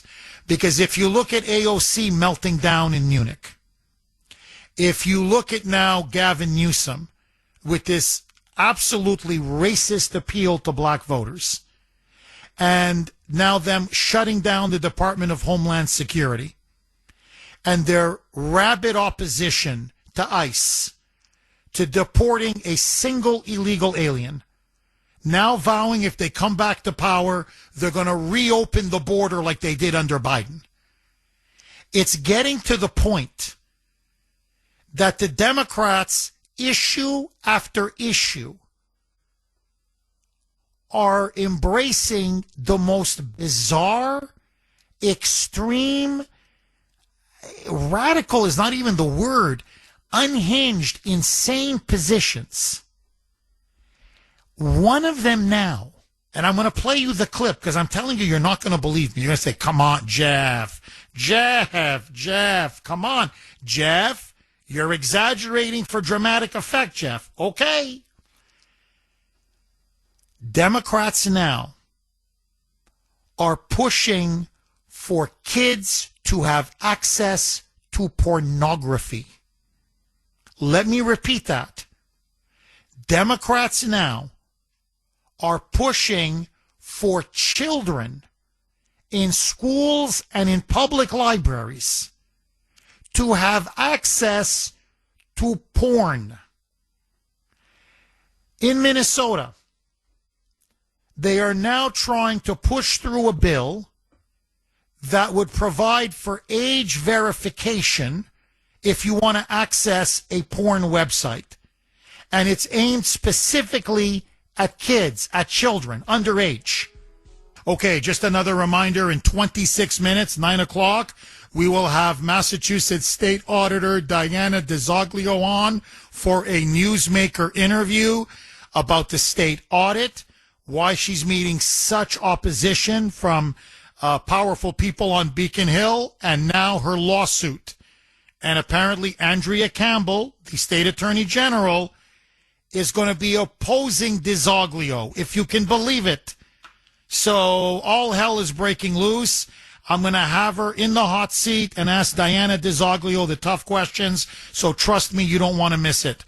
Okay, you want to see how crazy the Democrats now have become. And this is why they're going down. I'm telling you, they're going down. That's why they're fighting like hell to stop the SAVE Act, because if they don't have voter fraud, and if they can't cheat, they can't win. In Minnesota, the state legislature there is trying to get a bill passed. I'm just giving you this as an example, that would require age verification for children. And I want to stress this. It's for kids, so that they're unable to access pornographic websites. In other words, 10, 11, 12, 13-year-olds, no, you should not be watching pornography. It is, I mean, every study, not just common sense, every study in the world shows it is extremely harmful to children on so many levels. It is also very inappropriate. It is very immoral. Well, it is now being opposed by many Democrats. And one of the Democrats, state Democrats, that is now leading the charge, is a state rep by the name of Lee, I think it's Finke, Finke. Lee Finke used to be Chris Finke. He's a man. Okay, he's got XY chromosomes, but he likes to wear dresses, put on lipstick, have long hair with jewelry, and he associates himself or identifies as a man, as a woman. So he's a woman, but he still has the plumbing of a man, but he likes to identify as a woman. Now, he is leading the Democrats in their opposition against the law that would require age verification for pornographic websites. Why? I kid you not. Because according to him, get ready, you got to brace yourself, quote unquote, queer children, that's what he said, queer children need to access porn, in particular gay porn, for sex education. That queer children, according to him, need to be able to watch gay pornography starting at 9, 10, 11, 12 years old, almost like as a how-to guide, so that they can educate themselves if they also wish to have gay sex as they get older. Listen now. This is a state rep. Lee Finke. Roll cut 50, Mike. You mentioned the Paxton case, and the AGs in many states are very clear about that. They're almost jubilant about being able to use these laws to ban young people from accessing content that could be educational if they are queer. And you're a principal, you have LGBT students in your school, and we also know that they're not receiving sex education for queer kids. We know that prurient interest could be, for many people, the very existence of transgender kids. More and more people are saying there simply are no transgender kids. This is unbelievable. This is literally unbelievable. I mean, literally, very few things in my life leave me dumbfounded. I'm dumbfounded. And this is now, by the way, the Democrats are going to, this is the hill they're going to die on. They are going to block this bill. And this guy is their point man. And so, according to him, he's saying, you don't understand. Basically, I guess, gay kids? I guess queer children? That, no, you don't understand. They have to be able to watch pornography, especially gay pornography, because that's educational for them. That's going to help them become queer and more gay as they get older. So you want 10, 11, 12-year-old kids to watch porn and to be able to access it at school, to access it in public libraries? And by the way, I wasn't even aware of this until I did more research. In Minnesota, look it up, please, don't take my word for it. In Minnesota, public libraries are required to have, I don't know what you want to call them, books, textbooks, whatever they are, that are how-to guides for children to learn to have gay sex. Hey, it's basically pornography in public libraries, pornographic materials in libraries. So libraries have to carry sexually pornographic books, material, in which I'm talking kids as young as 5 years old. Okay? 6, 7, 8, 9, 10, 11 years old can go to a library, very graphic, and you can see every gay sexual position under the sun. And they teach you exactly how you can do it. And this is mandated already in Minnesota. This guy is saying, no, I don't want just books. I want it on the computers, on the laptops.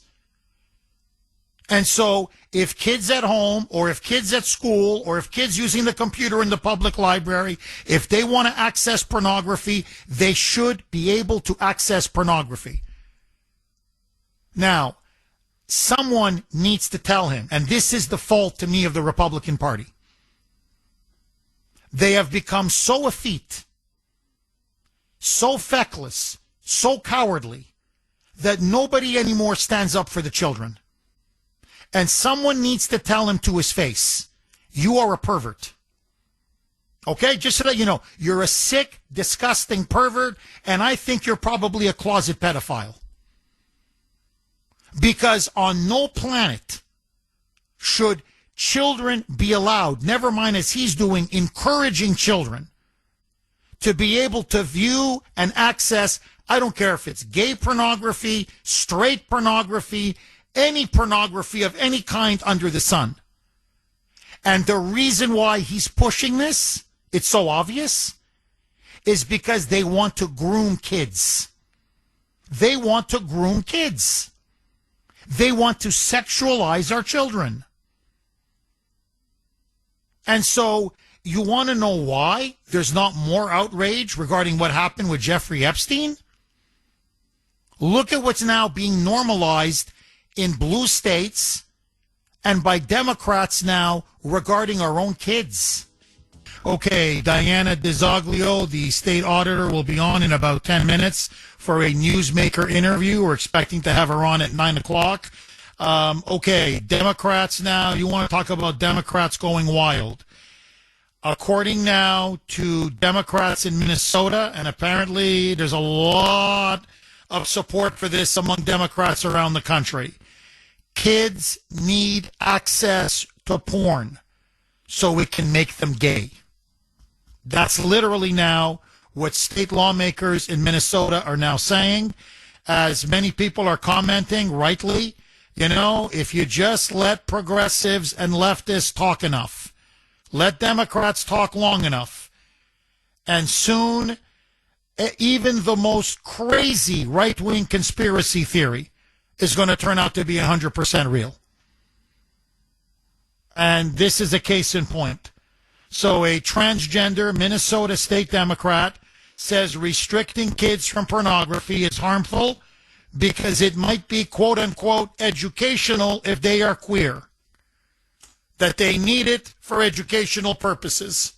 So let me ask you, should children be allowed access to pornographic websites? I say this is sick. It is perverted. It is child abuse. But that's me. It's for me, it's demonic. But that's me. I want to hear from you. 617-266-6868. Gina in Burlington. Thanks for holding, Gina, and welcome. Hi, good morning. Hi, I was just wondering if, we were talking about the State of the Union tonight. A couple of years, actually in Trump's first term, if anyone recalls, he had like a speech. I don't know if it was a speech or just one of the evening news. And he had like a report card timeline that was running behind him. Because a lot of people need visual sometimes. And I think it would be great if he could somehow incorporate that into tonight's speech regarding and comparing the improvement that, has been taking place since he's returned to office. I think it's a great idea. Gina, I love it. I think he needs to do it. I think he should do it. And what he should do is a compare and contrast. January 2025, when I took office, and then just go right down. This is what gas was. This is what inflation was. Just everything. This is what the crime was. This is what inflation was. And then look at it a year later. And I think if people actually see it, they'll say, it's better. Things are getting much better. I don't think he just needs to say it. I think he needs to show it. And whether that's through, cards or some kind of a visual, whatever it may be. But I definitely think he needs to do that because the numbers are there. The stats are there. And not only does he have that, he has the DHS shutdown unfolding. He's got the Democrats imploding. And he's got many of them boycotting. So really, the stage is set for him. And that's why I think he's going to have the men's hockey team there as well. I mean, my understanding is they're going to show up. The women have turned it down. They both won the gold. But the U.S. Olympic women's team said no. But the men's Olympic team that won that incredible game against Canada, 2-1, in one of the greatest hockey games of all time. And, this is the first time we've won a gold medal for men's hockey since Miracle on Ice in 1980. Won, a game for the ages. And, they're heroes right now, especially the guy who scored the goal, Jack Hughes. He's a huge American hero.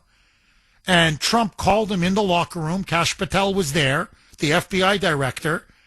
And you could hear Trump talking to them, congratulating them. You can hear the pride in Trump's voice. And he says, guys, you got to come to the State of the Union. I mean, you're rock stars now. And the players were just so articulate in voicing their pride, saying we're so proud to represent America, to be Americans, to win this for the whole country. You know, this is hockey, and now we've beaten the Canadians. You know, we beat them at their own game. We're the best. I hope they don't only just show up and he showcases them. If the Democrats won't sit, I would invite them to sit in the Democrat seats. As James, one of our listeners, emailed me a couple hours ago and said, Jeff, why doesn't Trump tell him, hey, look, if the Democrats don't respect you, the American people, enough to show up, guys, you don't have to sit all the way up there in the gallery. Come on down. Sit in the Democrat seats. Since they want to be here, you want to be here, sit in their seats. That potent message, that powerful message of pride, of patriotism, of how things are night and day different and better than under Biden. I mean, he's going to have the country in the palm of his hands. Gina, final word to you. Agree, disagree? Oh, 100% agree.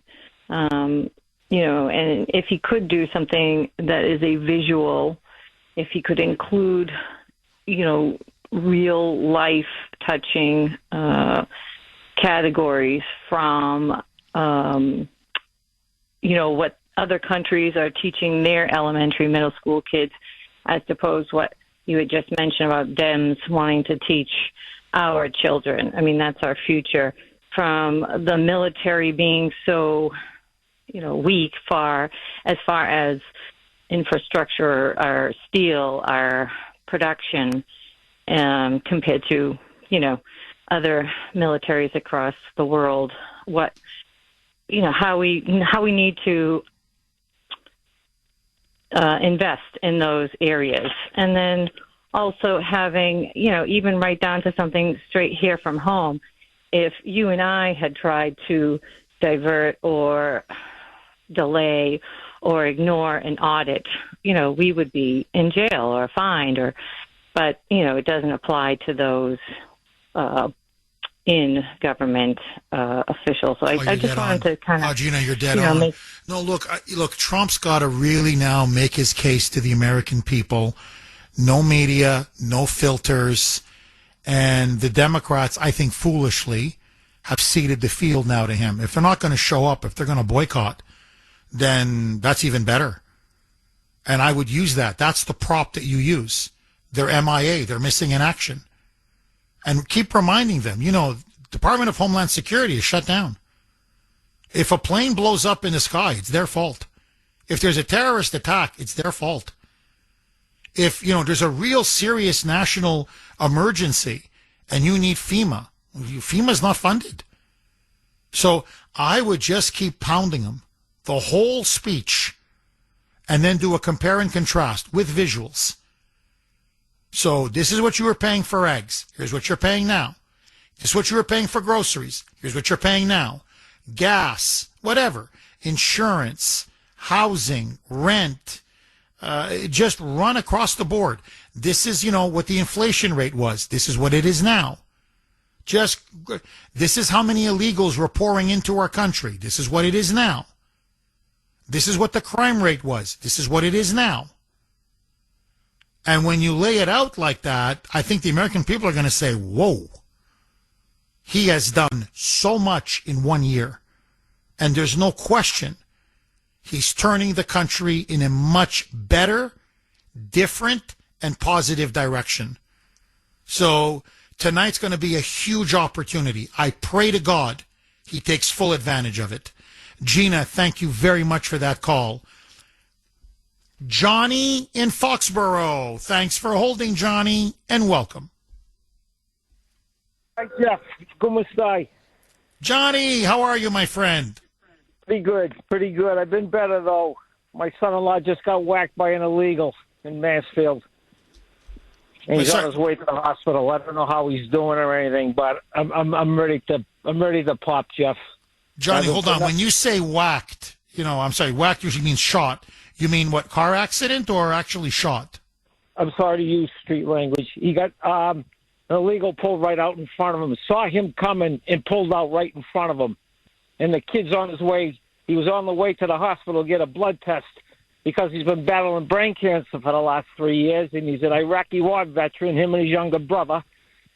And the freaking illegal came out and popped him. And he's on his way to the hospital now. I've had it, Jeff. If Trump don't deliver tonight, I love the guy. I'm not mad at Trump. I'm mad at what they've done to us. In our country, we ain't doing nothing about it. It's time, Jeff. It's time to clean this country up before lights are out. I'm done, Jeff. I don't know how my son-in-law is doing. My daughter's a freaking mess. And they couldn't even speak English to the cop. I'm very sorry, Johnny. You have no idea how sorry I am. Listen, I'm going to be praying for your son-in-law. And Johnny, if you can, please keep us posted, okay? And hopefully he'll be okay. Johnny, again, you're right. This has got to stop. That's why we have to stop this insanity by having Massachusetts remain a sanctuary state. It's literally getting our people killed. I mean, enough is enough. Okay, thank you so much for that call, Johnny, and please keep us posted. And again, my best to you and your family, and I want you to know your son-in-law's in my thoughts and prayers. Okay, joining us now for a newsmaker interview on the Kuhner Report is State Auditor Diana DiZoglio. Diana, thank you so much for coming on the Kuhner Report. How are you? Good morning, Jeff. I am digging out probably like everybody else, but we're finally got our heads above the snow. It was nice to get to catch up with neighbors last night as we all dug out and helped each other shovel and just reconnect with people. So hope everybody's safe and good to be on. Thank you so much for having me. Well, it's truly my pleasure. Diana, look, I'll just right out of the gate, let me ask you the big question.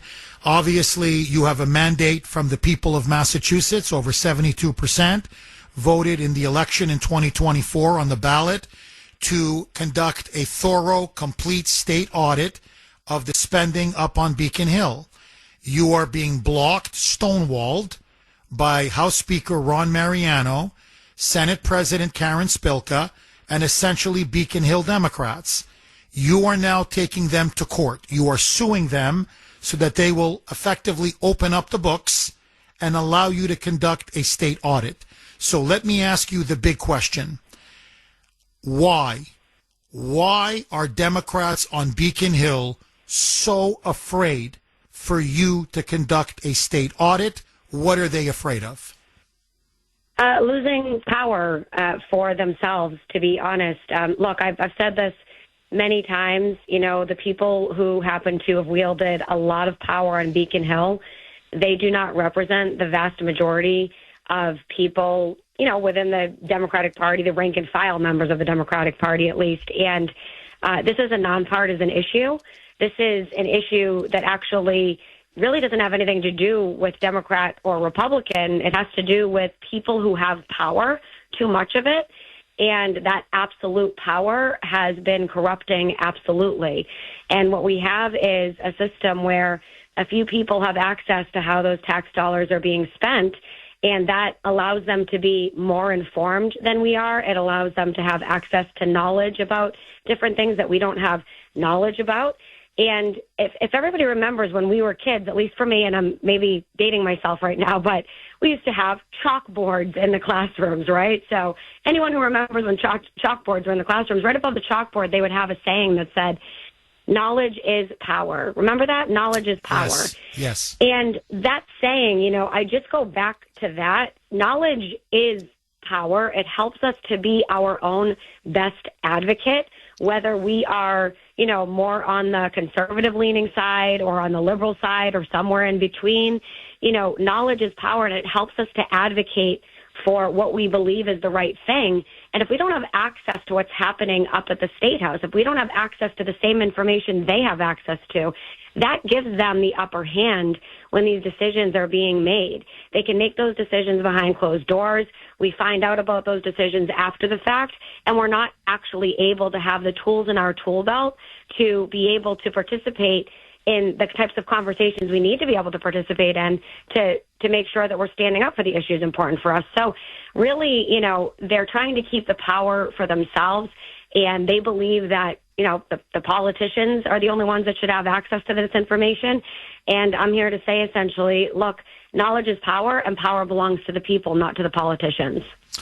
Are you, well, let me phrase it like this. There have been several high-profile arrests of food stamp fraud. And there's talk now in the media that Massachusetts really could be the new Minnesota, that the welfare fraud that we've seen in Minnesota is most likely being replicated here in Massachusetts. Do you think a major reason why they're stonewalling and obstructing you is that they're afraid that if you do a proper audit, you are going to uncover food stamp fraud, SNAP fraud, welfare fraud of billions and billions of dollars that we have seen, for example, in Minnesota? In other words, are they trying to hide massive corruption, waste, fraud, and abuse of taxpayer money? Is that your suspicion right now? My suspicion is actually that they are trying to hide information pertaining to their use of state contracts, for example, that go out in the millions and millions of our taxpayer dollars. You know, when we audit the administration and we audit different agencies that actually follow the law, for example, we look at their contracting process and we look at whether or not they actually followed a bidding process, or if they gave out a no-bid contract to, you know, a political friend or supporter or whatever. And we look at the protocols that were followed or that were not followed to call out if the law was broken or if regulations were broken. And the reason why we have a bidding process, the reason why we have procurement laws, is because we need to make sure that people aren't able to just hand out millions and millions of dollars to their friends where, you know, there can be allegations of potential kickbacks happening and all sorts of things that are unethical, immoral, and unlawful could be happening, right? So we look at the bidding process, we look at procurement law, we look at contracts that go out using our tax dollars, and the legislature right now is actually conducting a post-audit and oversight hearing of the Department of Transportation's state contracts. And I'm sure that folks, you know, listening probably remember there were some allegations recently about some unethical and potentially unlawful behavior when it came to a particular state contract over the Department of Transportation. The legislature is actually conducting oversight hearings of that issue. I would just say they're conducting audit and oversight hearings of the executive branch, right? So no separation of powers there. An audit for thee, but not for me is what they're saying. But they're able to actually look at those contracts, and so am I when it comes to executive branch agencies. What the legislature is saying in denying us access to their books is they're saying that we can look at everybody else's state contracts, but you can't look at our state contracts. And they are able to hand out taxpayer dollars to folks in contracts, in arrangements that they don't want us to be able to see, you know, how they entered into them. So there could be some funny business there. There could be unlawful behavior there. There could be, you know, violation of state regulation. We just don't know. And that's what I believe they're most concerned about, because that's what I'm trying to audit. I'm trying to get access to their receipts and to their state contracts. Diana, this, by the way, we're talking to Diana DiZoglio, Massachusetts state auditor. I want to give you a chance to address their central argument. Their central argument is that the ballot initiative and the victory of 73% of the voters was essentially unconstitutional, that you do not have the right to conduct a state audit, you're part of the executive branch, they're in the legislative branch, that there's something called the separation of powers according to them, and so that your attempt to audit them is unconstitutional. What say you? How can they audit and provide oversight to the executive branch, like I just said, if there is a separation of powers that prevents us from the system of checks and balances that is also supposed to be occurring? You know, when people talk about separation of powers up on Beacon Hill, they don't really, I think, understand what they're talking about. Separation of powers simply means you can't exercise the power of another branch of government, meaning that I can't go and sit in the seat of a legislator and take a vote on their behalf, for example, right?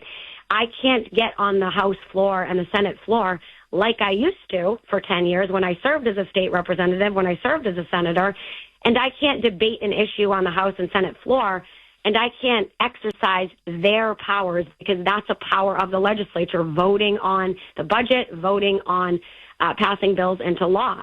We're not trying to exercise their power. We are simply trying to take a look at the books, take a look at things like these state contracts. Right now, all we've asked for is to be able to examine their financial receipts in their contracts. And what they're alleging is that that's somehow an inherent power of the legislature. It's complete baloney. It's you know, insane. we just are able to write reports. And Jeff, I would say this. You know, a lot of folks ask me, well, you know, you could exercise Diana, some can you sort do of me a power favor? over them. I'm sorry, Diana, I don't mean to cut you off. Mike, can you please give me one more minute? I don't want to rush her. I want her to finish. Please. Okay, go ahead, Diana. Please, go ahead. Well, they're saying essentially, well, you know, can't the auditor, if she audits them, exercise some sort of power over them? The answer is absolutely not. The only thing I am able to do is read and review the documents and then write a report, much like a journalist, right?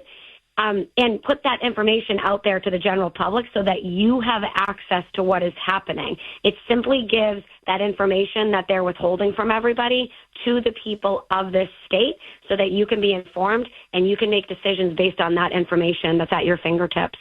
So that's that, Jeff. Thank you. Diana, 30 seconds. You've got a lawsuit. You're suing Mariano, Spilka, the House Speaker, the State Senate. Andrea Campbell, the Attorney General, is defending them against you. What do you think is going to happen in this suit? Very quick. Well, my confidence in the courts is not really at the highest right now, so we'll see what happens. I'm hoping for the best, but you never know. So we're going to be fighting that in court and trying to get our day in court. What I would say is I don't want to miss this opportunity to ask people to please vote for an act to increase access to public records. It's going to be on your ballot in November.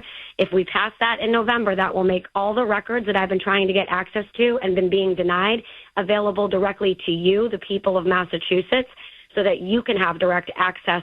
But we have to pass that in November to make sure that that becomes law. And then, hey, I might be fighting them on that as well next year. But, you know, at least we will have another law on the books that tells them to release the documents, release the receipts, in answer to the taxpayers of Massachusetts. Amen. Amen. Diana, I'm behind you 1,000%. We have been talking with State Auditor Diana DiZoglio, fighting the good fight. Okay, let's go to John in Peabody. Thanks for holding, John, and welcome. The great and all-powerful Kuhner. How you doing, Captain? Doing very good. How are you, John? I'm okay, Jeff. I got to say this outright right now. I got to hold this against you for the first time of calling. I'm very disappointed, not only with the state from the very beginning, but I'm very disappointed with Trump himself. Prime example, my wife did her taxes last night. I haven't done them yet, but she did them, paying full extent of what she has to pay throughout the year, all of her benefits that she had to sacrifice, and she owes money. Now, you tell me what happened there. Now I'm listening to this state audit that's going on, and I've been questioning with my wife for the longest time as to what is going on with all the billions of garbage dollars that are being spent. And I heard through the grapevine themselves about bogus contracts, and I know people who basically had, whistleblowed without keeping their mouths shut about bogus contracts that have been going throughout this state. And I'm saying they're just saying this right in front of a guy who basically pays your salary. I says, and you're saying this out loud, just how bad this state has been blowing money and handing it all to people who basically live high on the hog, squat in apartments, and basically just every taxpayer who's been struggling, especially the blue collar, have been feeling this pinch. And the first time around with Trump, I was making money. I was paying half the cost. Right now, I'm not seeing that difference. Not one bit. Not in my energy costs, not in my taxes. I'm not seeing it in grocery bills. I'm not seeing it anywhere. I'm seeing it maybe leveling off, but nothing's improved. I believe Trump has set aside his agenda that he promised for the blue class and this country this time around. I think he's been a little too hard focused on trying to shake hands with all the heavy hitters and forgetting about our country's best needs, especially the blue collar. You know, because I stand behind blue collar. I'm just a guy who just hopefully relies on seeing some sort of relief in my pocket, as well as, you know, waking up not hoping that I have to live check to check. And unfortunately, I don't particularly have time enough to express my deep disconcerns about how bad things have been gotten. But I think this time around, I'm a little disappointed in federal and state. And I'd like to hear your opinion on it. Well, John, I'm a little surprised. You're sure when your wife did her taxes, it wasn't just Massachusetts state income tax? She was doing federal as well? Are you sure? She did them all, Jeff. She did them all? Every year. She does them every year, and she says, well, after what I just, turning off her computer, I says, well, I thought I was getting a little money back, but I had to complete one more thing, and it was something to do federally. And like I says, after claiming zero, giving all of the taxes she had to give out to, pay her fair share with federal and state, she owed money. And I don't understand that. I really don't. Especially paying benefits for her own medical and everything else, and, trying to keep her car on the road. Look, I can just, look, to me, my understanding was people are going to be getting a big refund check after they file their taxes. I'm not doubting you. I believe you. I'm just saying that, that wasn't my understanding. Now, look, I can just tell you this with 1,000% certainty. Diana DiZoglio is completely correct. They're covering up these no-bid contracts. They're covering up kickbacks. They're covering up massive corruption. She's saying millions. I'm telling you, it's billions of dollars. They have brought in so many illegals, and they're spending so much money on them that, there's billions of dollars now unaccounted for. And that's your money, and that's my money. They've been stealing our money. And that's why they don't want to comply with the state audit. It's so obvious. And we, the taxpayers, have to say enough is enough. We have to break open the books, period. And people have to go to jail. And that's why they're fighting her tooth and nail. The Attorney General, who should be fighting this case for us, is fighting the case on behalf of the corrupt Democrats on Beacon Hill. It's incredible. 617-266-6868 is the number. Okay, in response to John in Peabody, there's a lot of you that are siding with John. Now, maybe it's because I have children. I don't know. I want to read this from Marianne because she's saying, listen, I'm listening to John and he's making sense to me. So here's what Marianne in Florida wrote to me. Jeff, on Messenger. Jeff, you need to start taking a poll and you need to have it go on for days and days. These big refunds are geared toward people with children. Not any of us that are still working and collecting Social Security, not people that are married with no children or other scenarios. These big refunds are geared toward people that have children. Mark my words, the rest of us are going to suffer. Interesting. And then she goes on to say, I have to pay in every single year, and I did a quick cursory review of my taxes this year, and even with the $6,000 extra deduction on top of the normal standard deduction, plus the extra couple of thousands of dollars that senior citizens get, I'm still going to pay, I believe pretty much what she's saying is I'm going to pay as much as before. In other words, she's not, like John was saying, I don't see the relief. I know they're talking relief. I'm not seeing the relief. Now, Marianne says she's going to see her accountant in March, so she'll know the final numbers then. And she adds, Jeff, look, I even have the maximum taken out of my paycheck for taxes, and I have even upped my 401k contributions, and it's still not helping. So, now I do have, as you know, I have two children, Ashton and Ava, so maybe it's going to help me because we have kids. I don't know. But I have been told we're going to get a nice refund check this year. And my assumption was most people are going to get a nice refund check. I remember, what was it, Ronnie from Boston called in, was it a week ago, and said, what was it? He got a refund check of, $1,500 or something like that last year. This year it's going to be $4,800. So he's saying it's about a $3,000 increase for him. And that's why Ronnie was saying, wait till these checks start coming in. Everyone's going to have a much different attitude on the economy.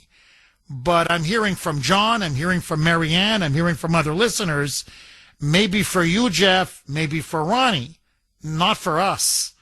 617-266-6868 is the number. Joe in Abington. Thanks for holding, Joe, and welcome.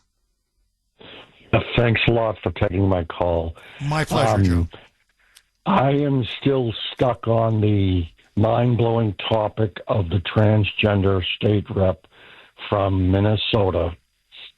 And I listened to that, and I just, it just shocks me how this trans topic gets more perverted and twisted as it's allowed to move on.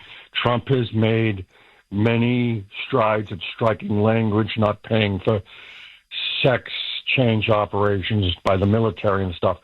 But what I heard you quoting that guy was his complete lack of respect. You have children, for children's innocence.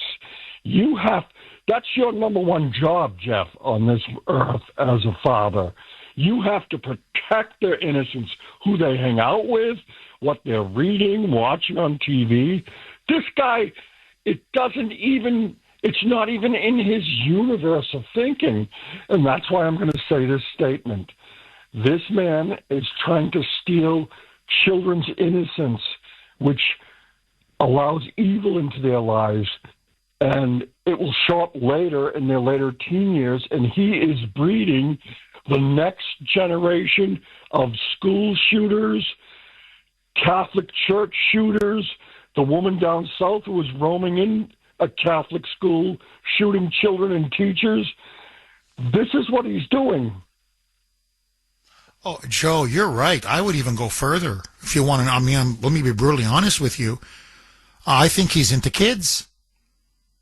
To me, I'm sorry. For him to be this adamant on this issue. And again, the scary thing is, this is a position now being picked up by many Democrats. It's not some fringe guy. They're using him as a transgender guy to be their point person. But, they're point man on this. But no, look, he wants to groom kids because I believe he wants to diddle kids. They want to molest children.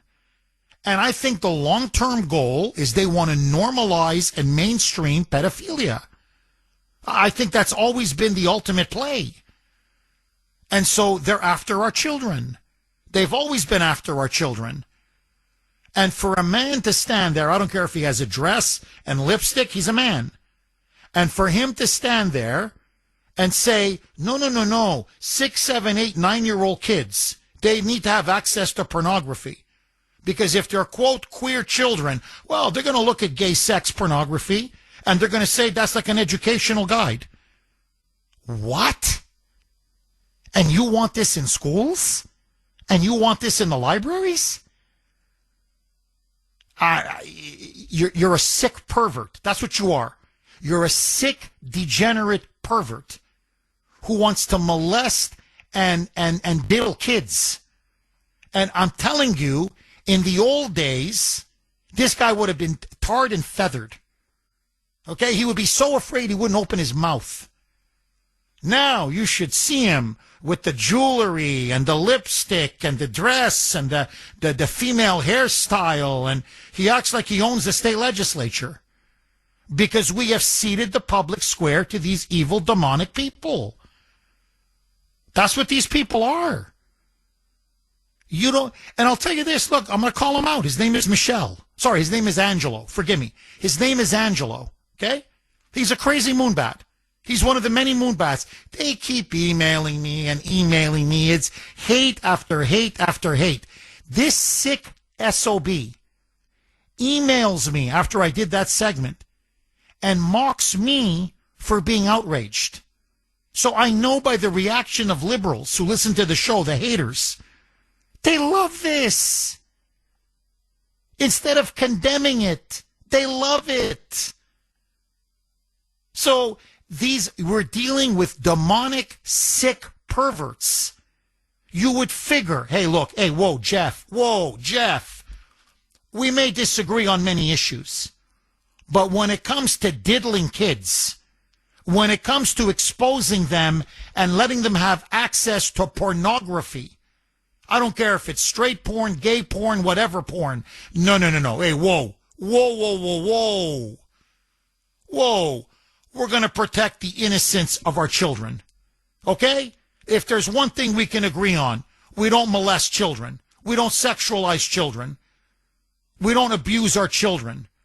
No, they don't have access to porn over our dead body. No, these sickos can't even do that. So, Joe, I'm telling you, there is no longer any limit to their evil. And this has been, to me, the great gift of Trump. He has now unmasked them for who and what they ultimately are. Chris in the Freedom State, Florida. Thanks for holding, Chris, and welcome. Hey, Jeff. I'm glad John brought this up. I was going to bring this up a couple of weeks ago, but it wasn't the topic of the day. But Marianne, John, they're both correct. We and my wife moved down from New Hampshire to Florida in 2022 at the end of the year. 2023 taxes, I got back $4,000. We bought a house September of 2023. I was like, great. I did my own taxes through TurboTax. I was a single income, nothing special about my tax situation. I'm, claiming zero, doing everything like Marianne and John said. 2024 taxes, same exact thing. I did it through TurboTax, nothing different, still a single income. I owe now $190. How did I go from getting $4,000 back to $190 being owed? So I paid a tax professional. Somehow or another, he was able to get me $160 back. Great. I just did my taxes again for 2025. The only difference this year is my wife did start working in July. That could be it. And before I added her W-2, it looked like in TurboTax that I was going to be getting about $700 back. I added her income in there. Now I owe $260 this year. And again, nothing. No kids. Our only daughter, she's an adult now. She's on her own, so no dependents. Both claiming zero on our W-4s. And I said the same thing, like, what happened to the more money in our pockets? And when I was hearing you talk about we're all going to be getting a big refund, I love you, Jeff, but I was aggravated with you. I'm like, where? Where is this? Like, I'm not getting it. Am I the only one? So I'm really glad to hear that other people are dealing with it as well. And yes, Jeff, I do believe because you have children, that is a big factor, because when we had our dependent... Yeah, I'm sorry, Chris, I'll give you all the time to finish your point. I think you're right. I made a mistake. I think I made a mistake, and I'm very sorry for that. you just assume, right? You know, you have children, and I don't know, you just assume, you know, I should have realized, well, I'm claiming those are two dependents. And by the way, just as an aside, man, they're reading me out of house and home. Chris, if you only knew. Oh, my. I buy 4 freaking muffins, okay? 4 Raisin Bran muffins. And I haven't touched them. Within a day, they're gone. They're gone. Ashton has 2, bang. Ava has 1, bang. Grace has 1 with her coffee in the morning. I'm like, what the hell happened to the muffins? Look, I don't even have a muffin. But anyway, sorry, just let that go. So believe me, I need a refund check. Oh, do I need a refund check? But no, to your point, Chris, I thought, well, maybe, you know, I have a couple dependents, and I just assumed that others will be getting a refund check, what I've been told I'll be getting as well. Which, by the way, I mean, it's, you know, it's nice money, but it's going to be at a couple $1,000s. Which is nice. You know, I'm not going to, you know, laugh or sneer at a couple $1,000. You know, but it's, and I thought, well, people are going to be getting what I'm getting. And no, I think you're right. I think it's the fact that I have 2 kids that are still under 18, that they're still dependents. So anyway, keep going, Chris. That was my mistake, and I apologize. Keep going, my friend. We're all made to believe that this was going to happen. There was no fine print, you know, that says, oh, well, this is only going to apply to people with children. But, I mean, I'm really glad that we at least had the $4,000, you know, I had $4,000 of overtime premium. So that big, beautiful bill kicked in, and I was like, oh, this is the overtime premium. Cool. That's going to help with some. Well, what if I didn't have that? How much more would I be paying on my taxes this year? So I'm really hoping 2026 taxes are going to be where he says, or where we all assume that they should be, more money in our pocket. You know, and I thought I didn't realize that overtime premium was just to take away from the taxes that we owe. It's just to help offset. It has nothing to do with putting money back in our pocket. It's just to offset what we owe in taxes at the end of the year. So I'm hoping 2026 is better. But no, I know you're cut for time here, Jeff. I do appreciate your time. I'm going to let other folks talk, but you have a good day. And Chris, thank you. That's a really important clarification, and I want to thank you. Again, best audience in the business, really. Chris, God bless you, and please keep calling. 617-266-6868. Maestro Mike. All right, Jim. You want me to go to Jim? Jim in Wilmington. Thanks for holding, Jim. Jim, I've got 1 minute. Go. Hello, Jeff. Thank you for taking my call. My wife and I, in Trump's first term, my wife was still working. We did very well, but we pay a lot of taxes. We paid at least $150 that year. Wow. And the tax preparer kept saying to us, you people have done very well, and he wouldn't put our deductions in for us. And he said, matter of fact, your whole family's doing well. And my sisters and brother have... Oh, Mike, you got to be kidding me, man. This is where you cut him off, Mike?